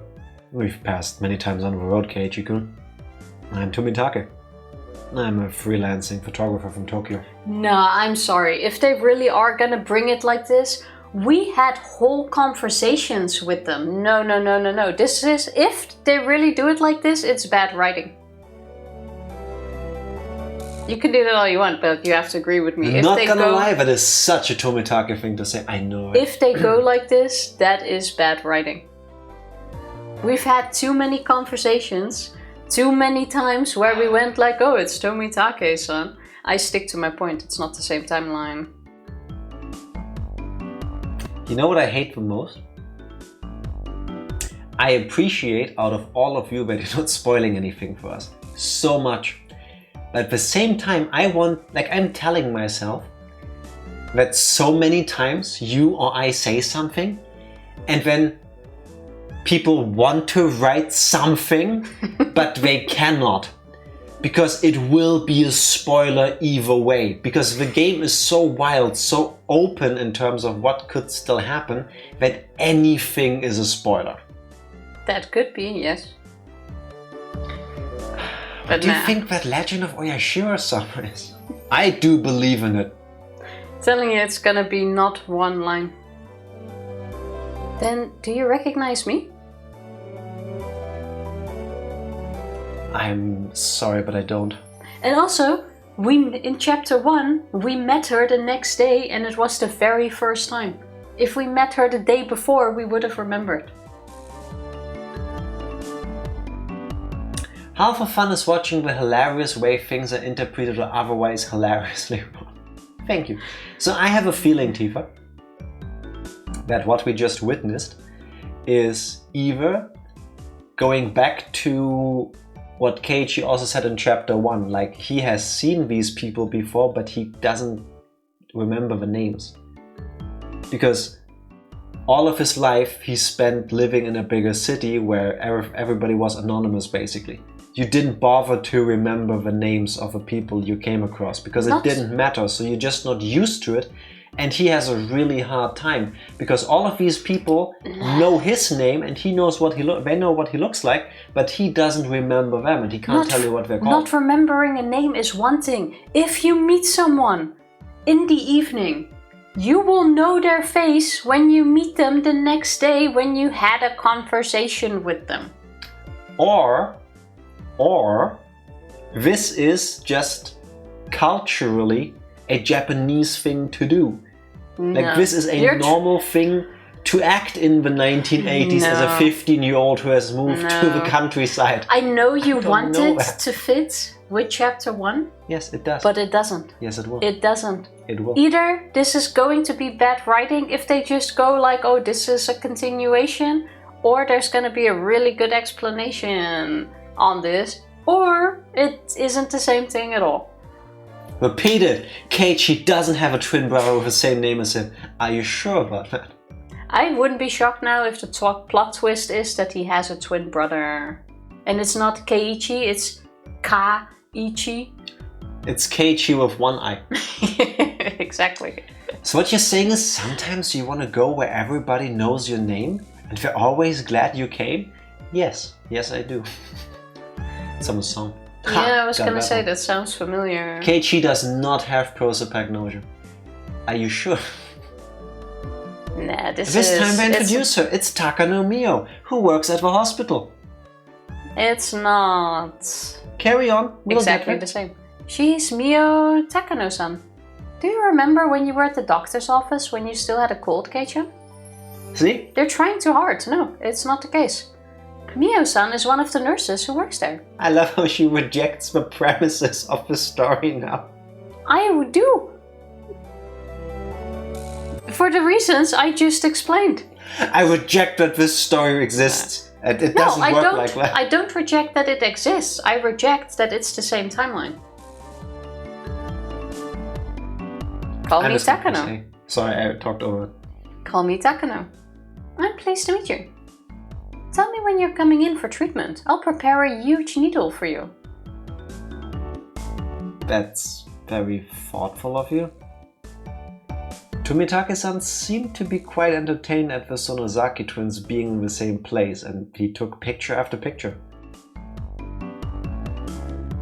No, 100% he is taking pictures because he believes they are part of this, like, whole mystery of people dying.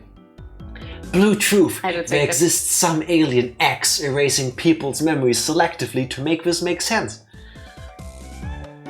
Better reason than what he's coming with. Tifa, if you've met one person... Wait, I got it. Tifa, do you remember telling the story on stream how one of your our neighbors, not your neighbors, our neighbors basically interrogated you in a rather racist way about who you are and what you're doing here and didn't believe that you live here for this long because he never sees you? Yeah, and he's 90 and has dementia. Okay, do you remember the guy's last name? His last name? Yes. I do. He lives on the 4th floor, on the right side. Fuck. Okay, here's the thing. I know I can save this. I can salvage this. We even expect a I know package from which neighbor she's talking about, and I've lived here for 9 years, as has this man. I do not know his last name. There you go.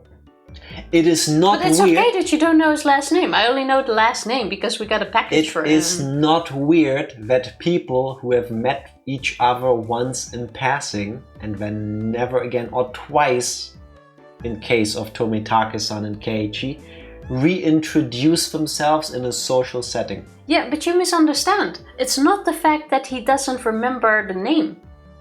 It's the fact that he goes, I've never seen you in my life before, but he didn't in chapter 1. He did not do that. He did not meet her before in chapter 1. I am 100% certain. Wait, you're confusing me. What are you saying?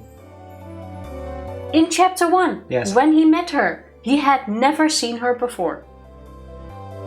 As far as we know. Not even recognition. As far as we know. If anything, you would go like, oh, I've met you yesterday, but I forgot her name. I am pretty certain he never met her.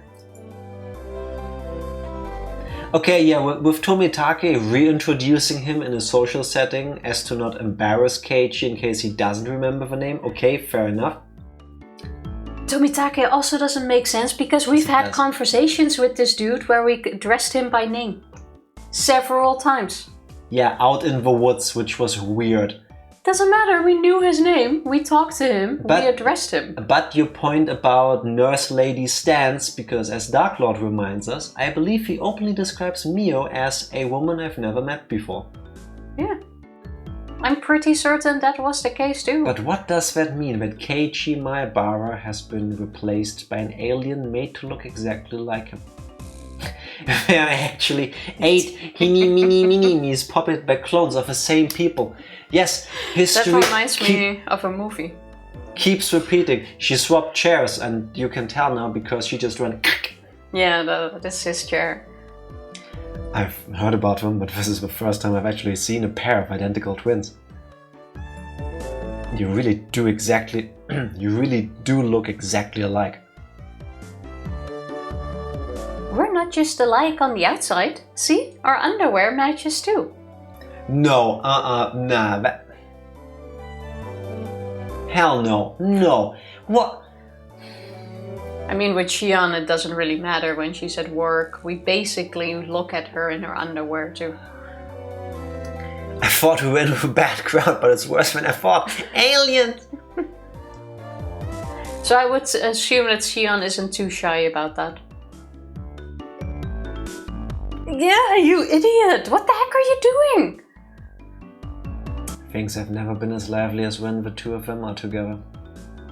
I thought they were exactly the same at first, but I've started to get a handle on which one is which. Mion is Mion, and Shion, well, she seems a far better actor than Mion was. In the first place, somebody that could spurn Mion so easily wouldn't have shown such weakness to those lard buckets at Angel Maud. If that was the case, then that cowardly behavior from that day was all... It was all a complete act.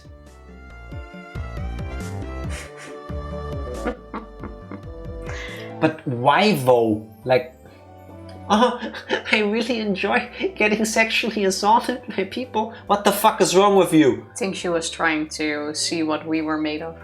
Oh, I'm really happy about getting myself into a horrible situation where I get cornered by all of these guys with nobody of my colleagues or management stepping in. It's so all that to the set guy up I'm the damsel after, in distress. so that the guy I like gets beaten to shit. Yes. Fuck off. No. The Watanagashi is secretly in a cult festival to give birth to new minions. Meons. I saw the Meons and minions in the line under. It could be. They're made out of the old futons. What? I'm trying to imagine now. Yeah, they take out like the cotton from the old futons, they sprinkle some Salt. some river water over it. Rika sweat and poof. What's this movie called where you have like these things that if you water them they turn into little beasts? Gremlins. Spoilers so for the movies, Gremlins 1 and 2. So Meon is basically a gremlin. Tifa thinks I might have slipped in a truth with all my bullshit. I doubt it, but I like the idea. Don't feed them after midnight, yes. They were even more alike when they were little. I heard even their parents had a hard time telling which was which. That's really easy to imagine. I totally understand what they must have gone through. Don't some parents put like a little bit of nail polish on one baby? On both of them? Oh, so they can tell them apart? I heard that too, yeah. I know Makes breeders sense. do that with like dogs and goats and stuff. So, I mean... Makes sense. It's not a permanent thing, right? This is fine. Yeah, the plot for Higurashi is so wild.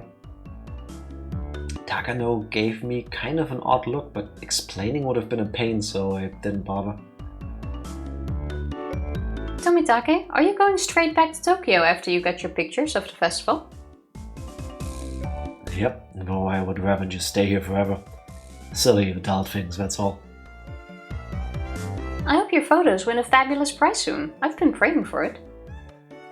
Thanks. Next time I come, I'll bring the pictures I took of you all today. Maebara-kun, you did a lot of work today. You must be tired from all the physical labor you're not used to. Wow, she can immediately tell. Huh? Well, I'm tired, but it was still pretty fun. Ah, youth. I'm so jealous. She's like, Yes. what, 25? Japanese culture is so wild. She's like, what, 5-7 years older than him? Like, what the Takano-san smiled with an adult elegance that no one in my circle of friends possessed. The wind caught her hair. She gives off an intelligent beauty.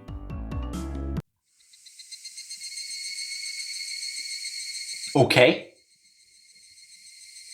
Wait! No! What exactly did they do to Keiichi that he forgot all of these people? Come on! This is the second time he's meeting him too.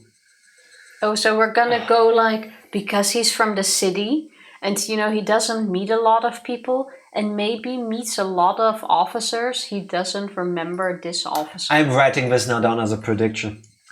Chapter 2 has something happen so that Keiichi That's very open. loses memories conveniently. Hell no. Nah. With Tomitake, okay. Takano, no. I consume enough Japanese media that I feel ancient. I don't subscribe to those standards. Hello everyone.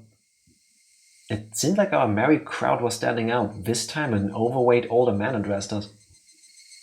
And again, it was someone I thought I knew. If I recall correctly, he's a policeman, isn't he? Oh, ooishi-san. Good evening. Doing a preliminary security inspection for tomorrow? Something like that.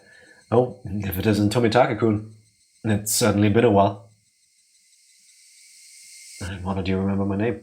Yeah, because we obviously didn't bother after meeting like 20 times. That line stings. Yeah, kinda. You really do love Hinamizawa, don't you? The apartments around here are far cheaper than the ones in Tokyo. You should just move here and get it over with. I know a realtor I can introduce you to. I appreciate the thought. I'd very much like to follow up on that. Alright, everyone, have a good year. And Happy New Year to the Sonozaki twins, too. So with everyone, they were not included at first? I don't even know anymore, dude. Happy New Year, Detective Ooishi. We appreciate your work. We'd like to end this year's festival with the least amount of inconvenience possible. That's pretty strict on me. Detective Rishi left us with a low laugh and headed off to talk to some police officers standing a ways away. I gave Mion a glance and saw her making an annoyed face, as if she were glaring bullets at someone she hated. Yeah.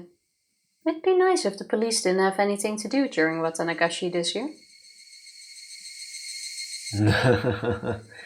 You like this place too, don't you? Oh, you mean to say you dislike it, Jiro-san? I quite enjoy such fantastic stories, you know? Especially with the times being so dry and uninteresting.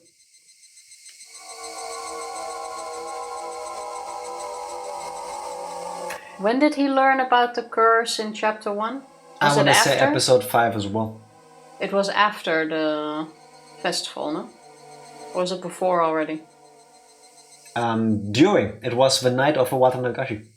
Okay. That's when these two told him down by the river. Oh yeah, true. I think he had heard about it before, but this is when they really explained it to him. If I recall correctly. Somebody. I do remember a long story about it at the river, yeah, about who died exactly and stuff like that. The curse of oyashiro-sama, you mean? Curse. Tomitake-san used a troubling word. And suddenly someone tugged at my arm.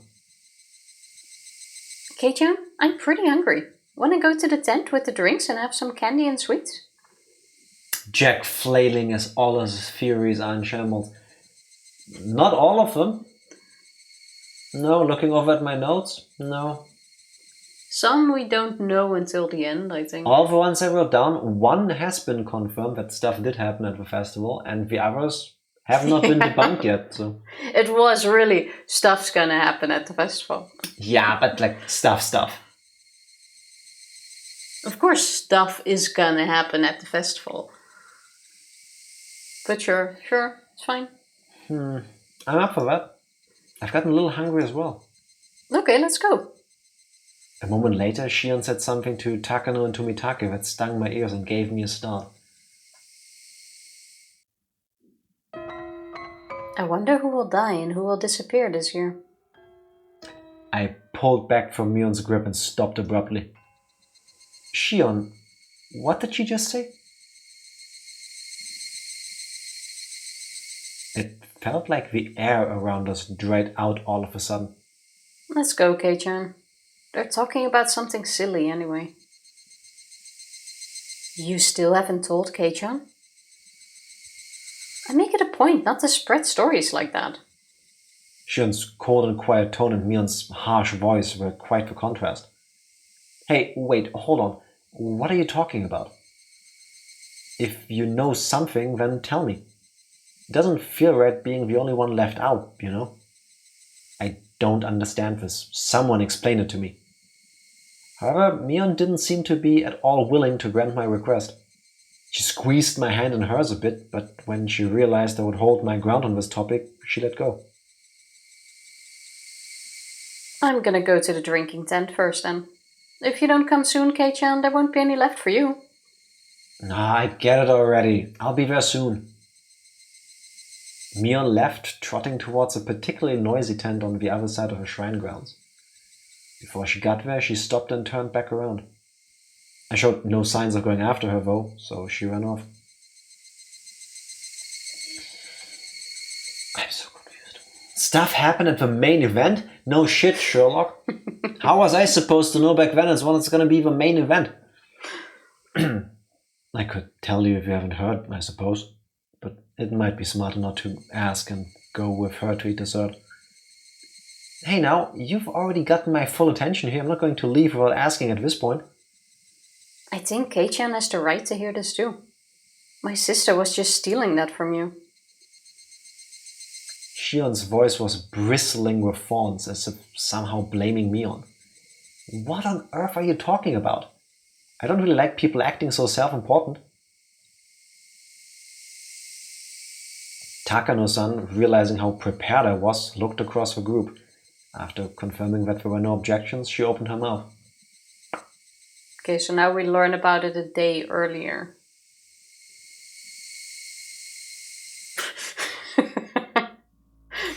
Do you believe in curses, Maebara-kun? I believe I am cursed at this point. Curses? I think they're interesting, but I don't really. I felt their cynical stares and winced. It was like they were telling me it was stranger not to believe in curses. You're not wrong, Keiichi. Curses are just superstition. It's only natural that you wouldn't believe in them. Besides, you can take all the time you need to decide whether to believe in curses after you've heard us through. Said Takano-san, giving a little smile. They're trying to scare me. At least that's what it feels like. Alright, I'll start. Keiichi-kun, do you know about the Hinamizawa Dam project? Oh yeah, the other day at Angel Maud, Shion or Mion, whoever, told me all about it. Did he... Okay.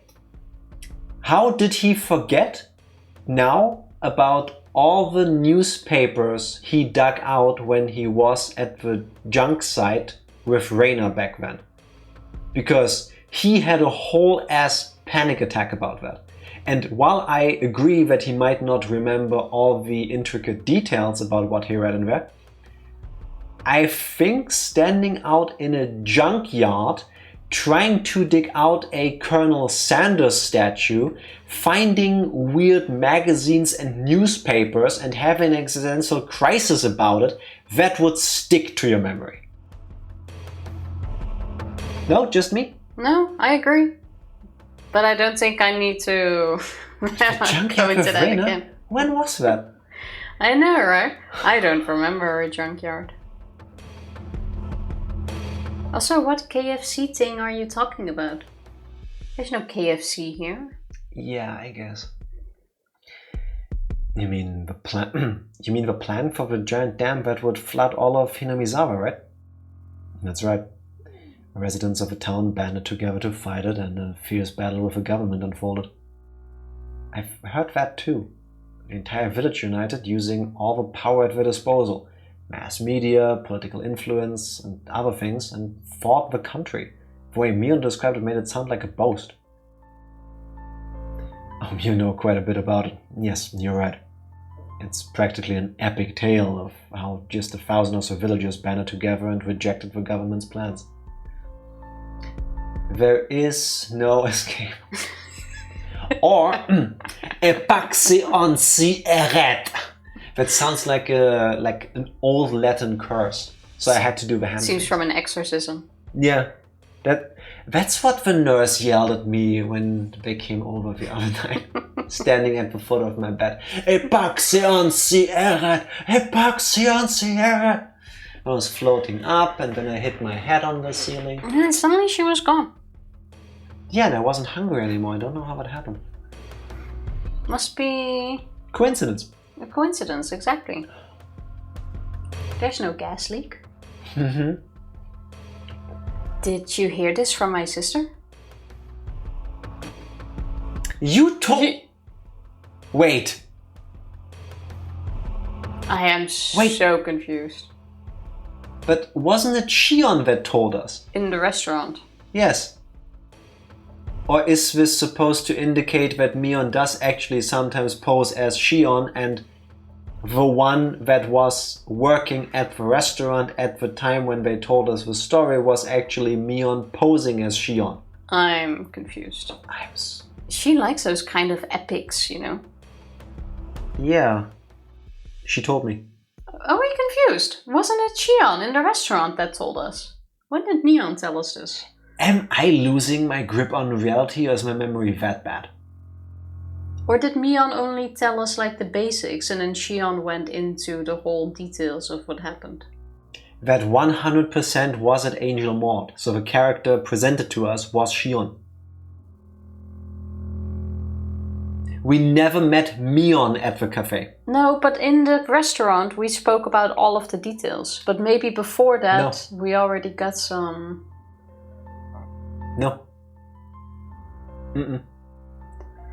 Then there has to be some weird memory thing involved here, otherwise it makes no sense. Do they put something in the food at Angel Mort that makes you go dumb? Like,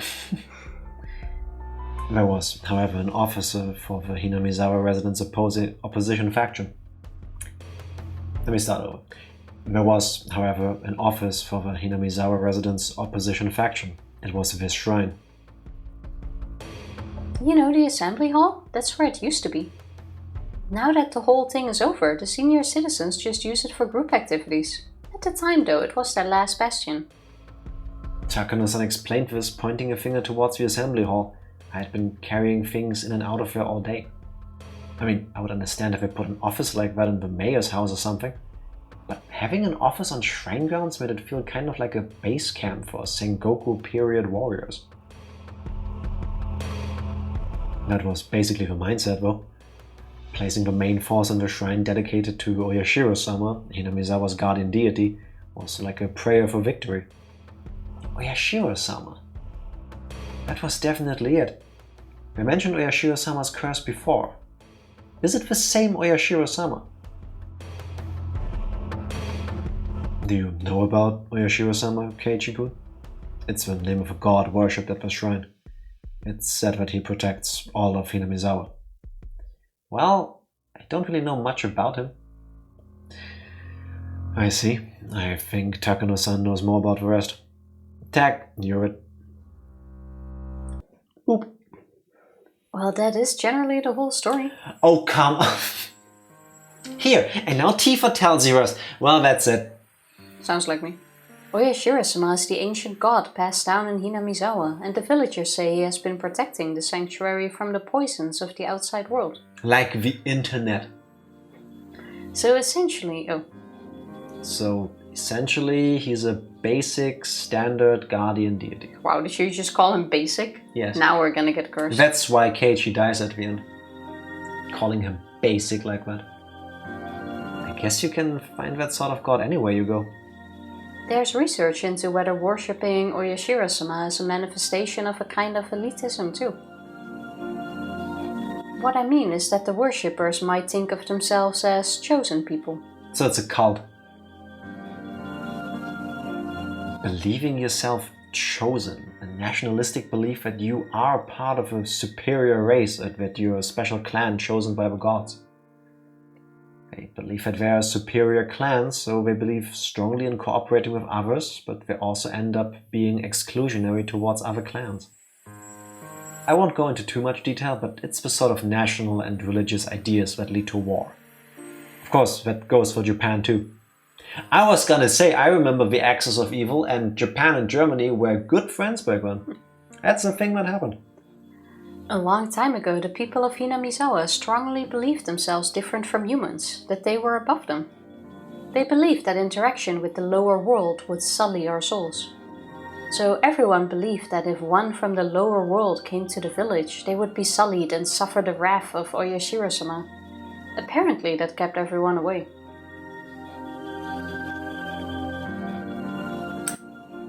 So the driving force behind one of the major plot points of Higurashi is racism, or xenophobia, I guess. Villagers that hate outsiders come up all the time in mystery novels. This was once a classic example of a xenophobic village. Well, they'll deny it to preserve their pride. It was a long time ago, after all. Things are different now. Before the war, it was commonly held that the emperor is the direct descendant of the sun god Amaterasu. Oh yeah, wasn't that like... I might be mixing up my history lessons here, but wasn't that one of the biggest points of the end of World War II in Japan? That as part of their declaration of defeat, the emperor had to decree that he is not actually a god? They literally forced him to go on the radio and say, "I'm not a god." Exactly. Yeah. That lasted until then? Yes. Okay. Until 1945. Yeah. For real? Yes. Yeah. He was revered like a god, or as a god. Yeah. Like, like we learn in school and stuff about like the pharaohs who let their slaves and people build all of these things because I am pharaoh, therefore I am godlike. So treat me as such. I mean, that's kinda the... That's how it worked for a long time everywhere around the world, yeah. Kingdoms, emperors... Yeah. Like the unattainable, unreachable, better than thou... I mean, if you can force a god to say that, he absolutely was no god. That's the point. Yeah. Shatters the image. Although few people knew him, he was like a picture on the wall. To many it was the first time most citizens heard his voice.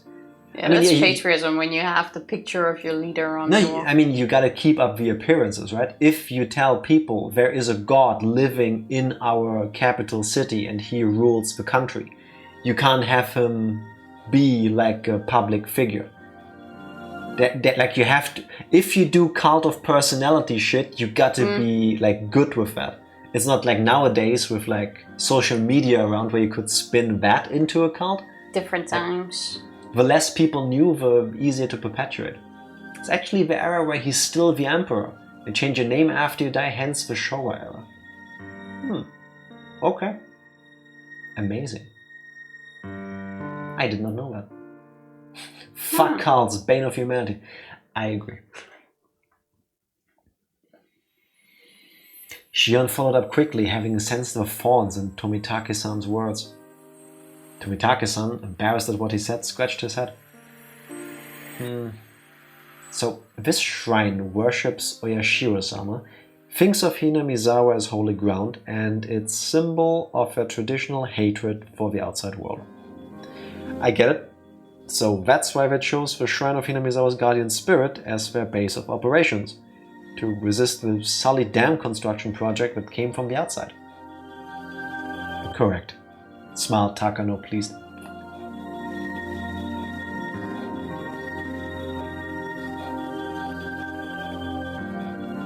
I'm waiting for you to say correct. Oh, correct. You already said the correct. Smiled Takano, pleased. She must dislike stupid people. So she's not a fan of us? Hurtful. We are now in the Raver? Raver sounds like... In the game or now? I think... In game. Today, IRL. Oh. In reality. Superstition, every last bit of it. The villagers gave everything, desperate to oppose the dam construction. And right in the midst of it, the incident drove home the finishing blow. Oyashiro-sama's curse.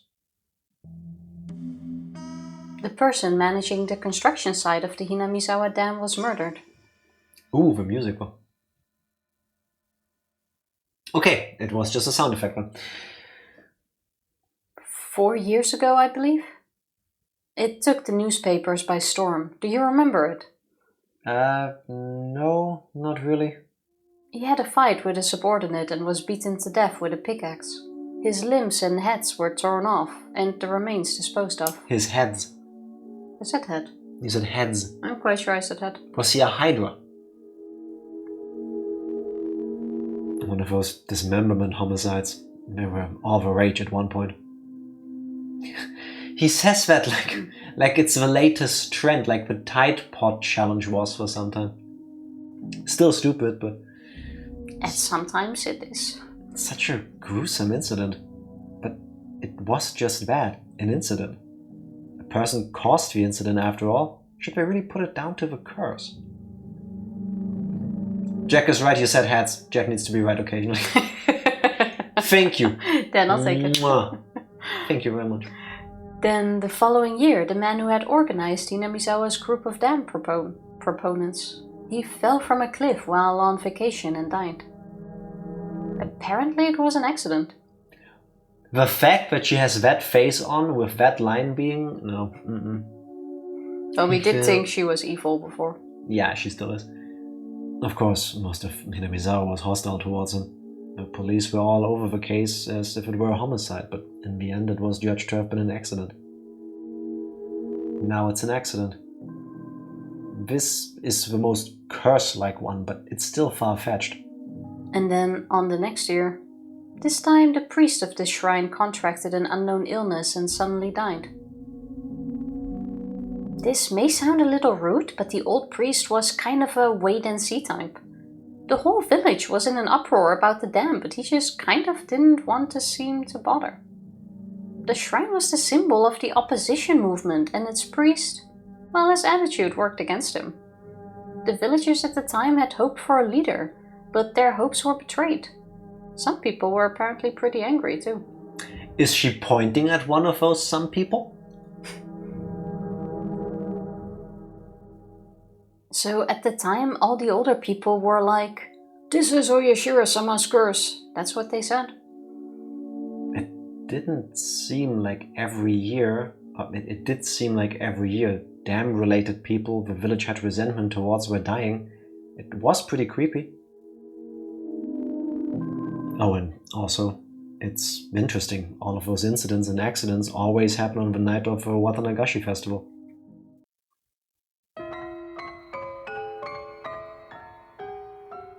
Okay, I know we keep doing this, but for real though, when they explained this to him at the Watanagashi, at the river, as the night had already begun to happen, that was a whole thing. Like, Keiichi went home thinking about this. Mm-hmm. And now it's the day before. Then he was worrying if one of his classmates would get murdered. Yeah, or his family, because they're outsiders. Yeah. I wonder how it's gonna be after the Watanagashi.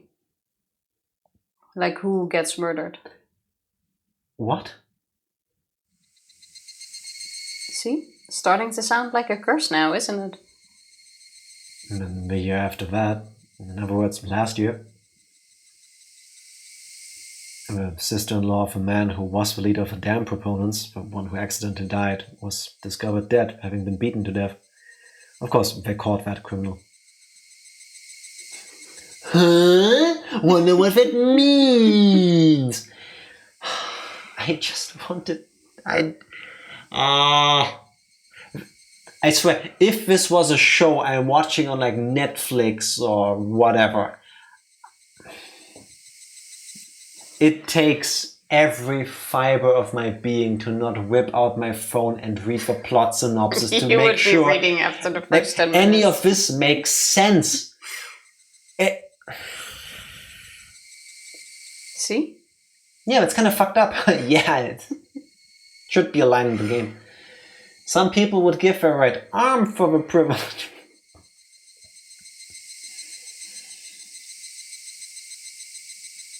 Go. Really? Seems like a curse, huh? 4 years in a row. Each one of the incidents and accidents were relatively commonplace, but every single one of them happening on the night of a festival worshipping Oyashiro-sama? That's not normal. The old folks have been blindly accepting oyashiro-sama's curse because of the incidents these past few years. Even younger people too. At first they thought it was stupid, but now nobody makes fun of it. Yeah, I can see where she's coming from. Even I didn't think there was a curse at all. Thinking about all the incidents like this makes me feel like maybe it's real. I'll say it in red. All of this makes sense. I'll take you for it. I'm sure there will be some logical explanation. Maybe we're stuck in a year thing. Every night at the Watanagashi, we lose our memories after, and then we start the year over. No, that doesn't make sense because then we wouldn't remember the other years. No, if we're in a Groundhog type scenario, a Groundhog Day type, Groundhog type scenario. If we're inside of a groundhog, if it's like a time loop thing, it has to start when he moves to Hinamizawa and it probably ends with him dying. But even that would be weird. Because then we wouldn't know the other years. Also, I'm thinking the entire game is not gonna give away whether supernatural things exist or not. That's gonna be part of the fun of it all. By the end, you still don't know, was there a curse? Is there an evil god or is there not a curse? And it's all explainable some way or other. For example, just look at the preparations of a festival you were doing today. Everything might have gone crazy during the battle against the dam, but just a few years ago, the Watanagashi festival was never this well attended. Well, I guess you're right. If we didn't have Oyashiro-sama to talk about, we wouldn't all be coming to a festival like this, huh? Yes. There's a lot of people who say that infidels might be punished, so they really need to go to Oyashiro-sama's festival. She nodded as if she were mocking herself. So, how about now? Keiichi-kun, you're starting to get the feeling that maybe, just maybe, the curse is real, aren't you? I mean, you can't just laugh off people related to the dam construction project all dying like that. If even I feel like this now, then the more superstitious members of a village must feel stronger than that. Well, I mean, I still don't think there's a curse. I can understand those that believe there is, though. Whoa, Keiichi. You really keep a cool head about this. That's completely different from his reaction in chapter 1. Shion grinned, realizing I rejected the curse. If it's neither a curse nor a coincidence, then what should we make of these incidents? Takano-san said, smiling playfully as if posing a riddle. Neither a curse nor a coincidence. But every year someone dies. What should we make of that then? A serial killer. Tomitake-san, catching on to the fact that I had no idea what to make of it, opened his mouth and came to my aid. Takano-san is suggesting that it might be the work of real people. Simple process of elimination would have gotten me there. I was a little taken aback at not having realized the answer immediately. Well, think about it. If it's neither a curse nor coincidence, then people must be willingly carrying it out. It's the only explanation, right? Takano-san pressed on. I smiled bitterly in spite of myself. Here I was just a few minutes ago thinking of the very concept of a curse was absolutely absurd. When she suggested it was someone's doing, I ended up thinking there wasn't any way it could be a person. It was Delta in the corner. Wow, spoilers! Oh my god, yeah. Guess that's it for the rest of Higurashi, right? At least now we know. Except not sitting in a corner, but sitting in the river. That's why they need the futons, so that he can dry up occasionally. But Takano-san was right. It was either a curse or it was a person's doing. If unrealistic things like curses didn't exist, then the obvious next step would be to start thinking it was people behind it. But if that was the case, I glanced at Shion. If the culprit is a person, then they'd have to be someone from Hinamizawa. That's what the police officer ooishi-san thinks right now too. Hey, wait. That can't be. I thought I knew the reason Mion didn't want to talk about this. If Oyashiro-sama's curse really existed, then that's fine. It would be divine judgment for the dam project business. Is this the same Keiichi as from chapter 1, who went super scientific, sober look at the objective data and was like, curses don't exist, gods aren't real, none of this can be happening, it has to be people. Well, he's now just looking at it from both sides in this conversation. Like, nothing weird yet. They ran out of futons this year. Life is simply unfair. That would be just our luck. However, if Oyashiro-sama's curse didn't exist, which it obviously didn't, then the culprit would most likely be someone from Hinamizawa. The villagers had worked desperately to oppose the dam construction project. I knew they had used all sorts of methods to fight against it. If one of those methods was maybe... People whisper that Oyashiro-sama's curse could be the doing of a secret group in the dam resistance movement. Shion dryly put words to my exact thoughts. Of course, I didn't expect it. She was from Hinamizawa, so I didn't think she'd come out and say it herself. If you calm down and think about it, anyone would come to the same conclusion. There wouldn't be a motive for anyone but people who benefit from opposing the dam project, right? Yes. There would be a beautiful opportunity for somebody who just wants to murder people. That is true. Because what a good way to make everybody think the person has to be from Hinamizawa who's doing this, or the people, when really you're just a murdered tourist, basically. Even better if you can make them all believe it's a curse.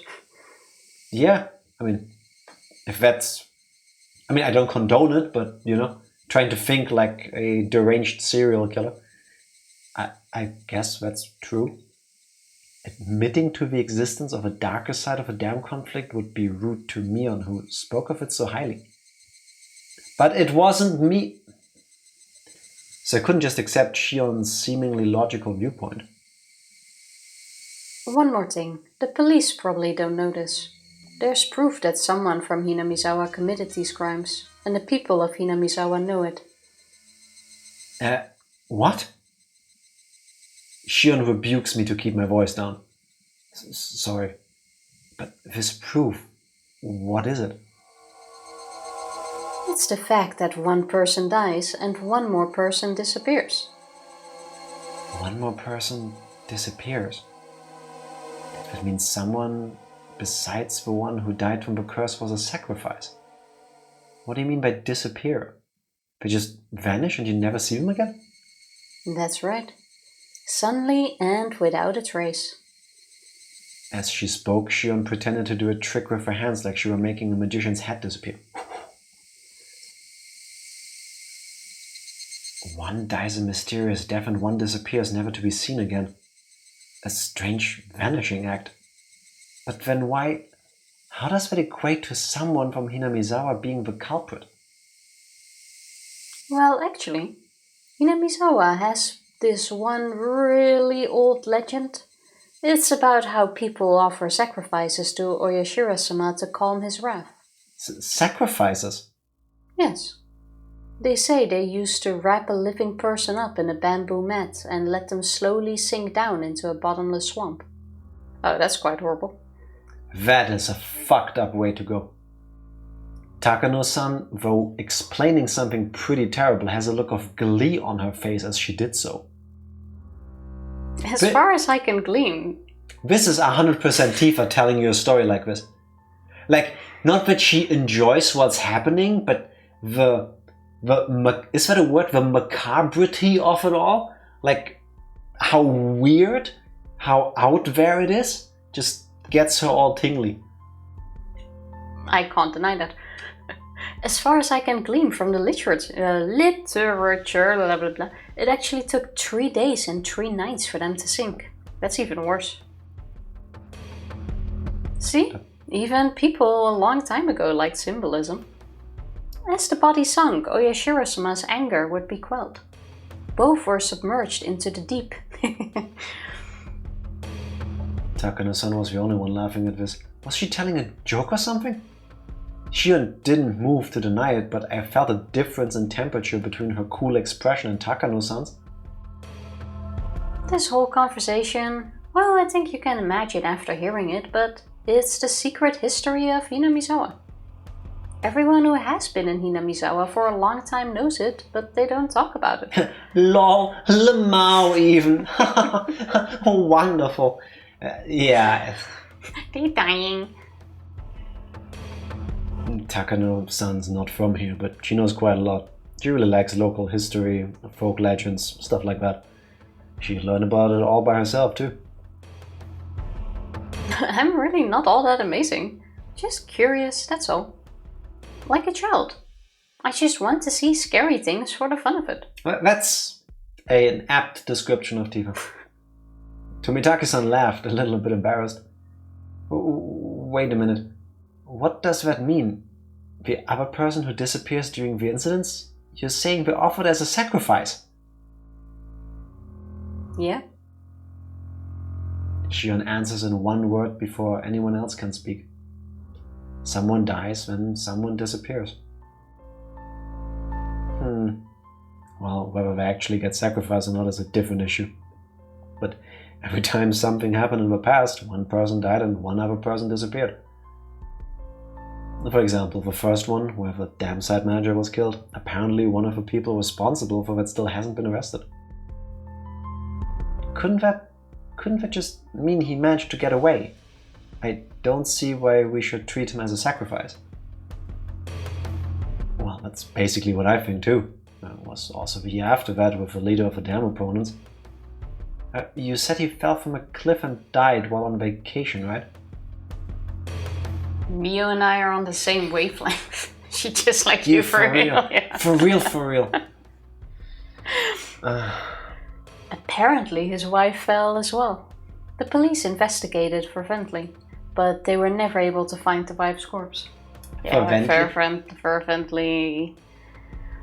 Whatever. Fervently. That's what I said. The river under the cliff was running fervently. The river under the cliff was actually pretty high at that time, though. She could have just been buried under the sand at the bottom of some lake downstream or something. I've never heard of something like that happening. That's not how rivers work, is it? Well, with a waterfall, there is a lot of sand movement.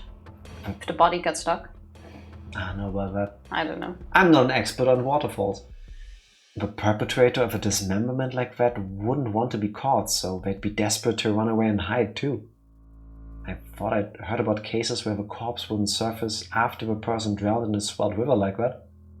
She vanished because of an unfortunate accident, but I still didn't see the connection to sacrifices. Rivers usually go somewhere. Yeah, the body has to show up at some point. Like that, unless it gets stuck. I guess. That.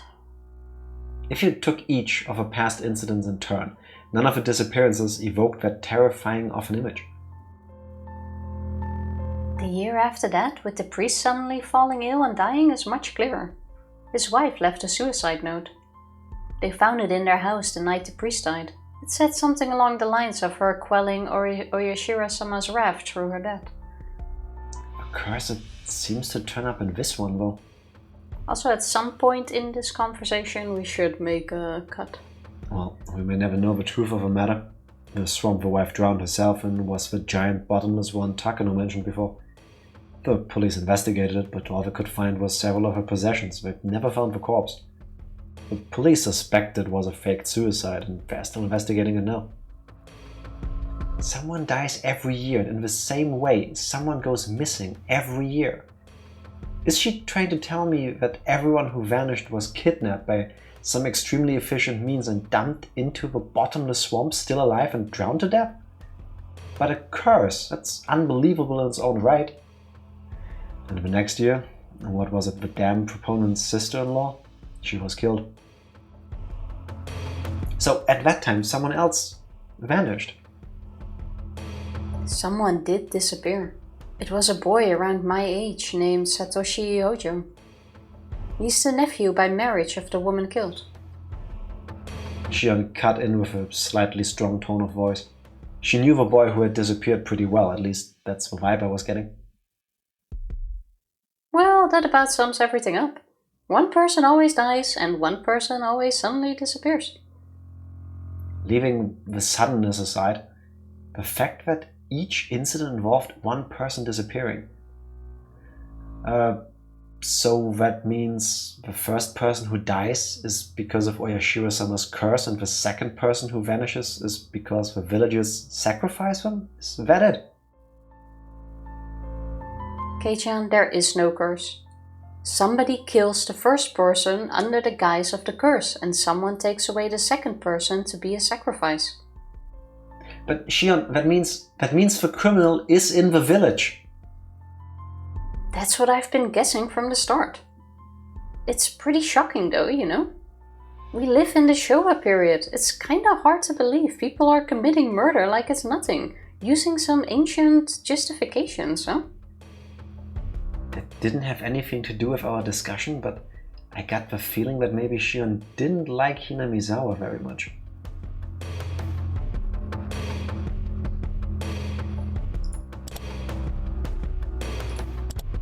I am so thoroughly confused. Also, to continue the you would remember, if you had a conversation like this the night before, would you forget them the next day? No, I would not. I would not need to be told the entire history, the entire secret history of Hinamizawa again down by the river by two of the same people that already told it to me 24 hours ago. We did get a few more details now though. Did we? Yes, about them believing that it is actually a murderer in the village who is doing this. A little bit more of the background history again. Wait. So we got a few more little details, which I'm guessing in every chapter we'll get something new.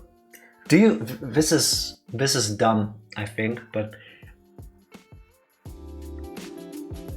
is it gonna be a twist that the real reason why Keiichi's family moved to Hinamizawa is because Keiichi has something that gives him memory loss all the damn time? But wouldn't they or the rest of the people then also have memory loss? Especially if like tomorrow in game they would tell us the story again. No. Or if Keiichi has like super early onset dementia. And his parents, when they moved there, just told everybody, hey, this is our son Keiichi. By the way, he has this weird form of dementia. So if it seems like he forgot something that you've already explained to him, well... That's not going to be the explanation. How convenient that he selectively forgets important things. Yes, yeah. So far that seems to be the case. There's a book like this. I'm pretty sure there's multiple. I'll trust you that there's gonna be a very good explanation for this, but right now I'm not seeing it yet. But I am curious to see how we will pick up what happens after the Watanagashi, because maybe then it will be a little bit clearer how chapter 1 and chapter 2 are connected. There's a book like this, it's called I Am the Cheese. Oh, because of the amount of holes in it? I'll take it. We're gonna find out.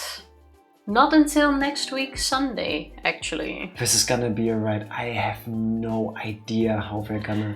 I am strapped in for it. All of this makes sense. Like... I think it's still too early. There's still so many chapters. Are chapter 3 and 4, and maybe the others too, just gonna be... Again, going through this part in time as Keiichi, learning things again, but in slightly different variations. Like, oh my lord. You're gonna have the most fun, I think. Yeah, I think you too, because I don't think anything of what you remembered from watching the anime in, I don't know, 100 years I've ago. already thrown that away, I'm guessing. I mixed it up anyway, because I was completely off. Welcome to 1983. No, but you come up with things where I go like, that's not logical at all, so I'm not even gonna throw it out, like dementia. You'll still come with 100 other things. Dementia makes sense, though. No, it doesn't. Not in this storyline. Yes. In an actual situation, one can think of it, but in this game, a lot of these things just don't make sense. Like, it doesn't fit the story.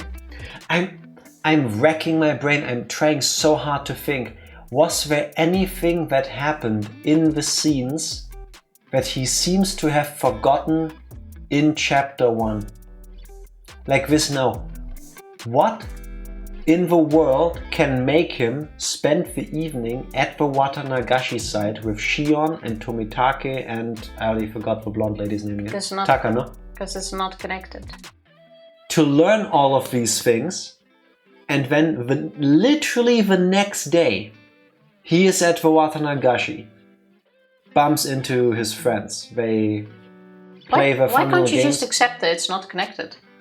Because why do you have to accept everything thing. Except for that? No, because it could be, but I think that is the most unlikely, and that's the dumbest cop-out.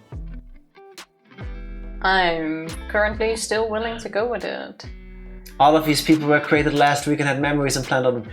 No, but how can somebody go through all of these like super important situations and then seemingly have forgotten them the next day? It doesn't make sense to me. Haven't seen Dark City? Doesn't ring a bell at all? I don't think Neither so. do the people?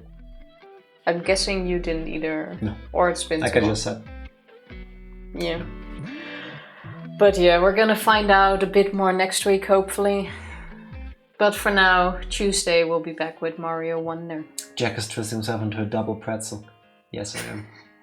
He already started that. The Also, moment we started this game. It's not me twisting myself, it's the game twisting me into a double pretzel. You're just being forced. Yeah, it's not like I'm trying this myself, it's just being done to me, I guess. Can't wait for a festival. Yeah, same. Like, what the... I'm really curious to see if the same person dies. If not, I'm gonna start screaming.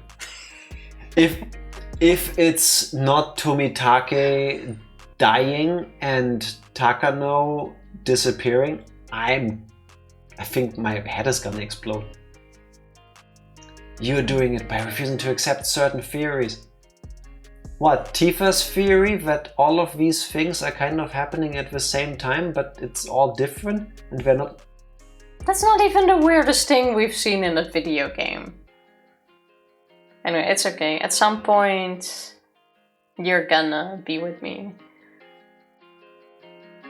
It's all gonna depend on what happens next.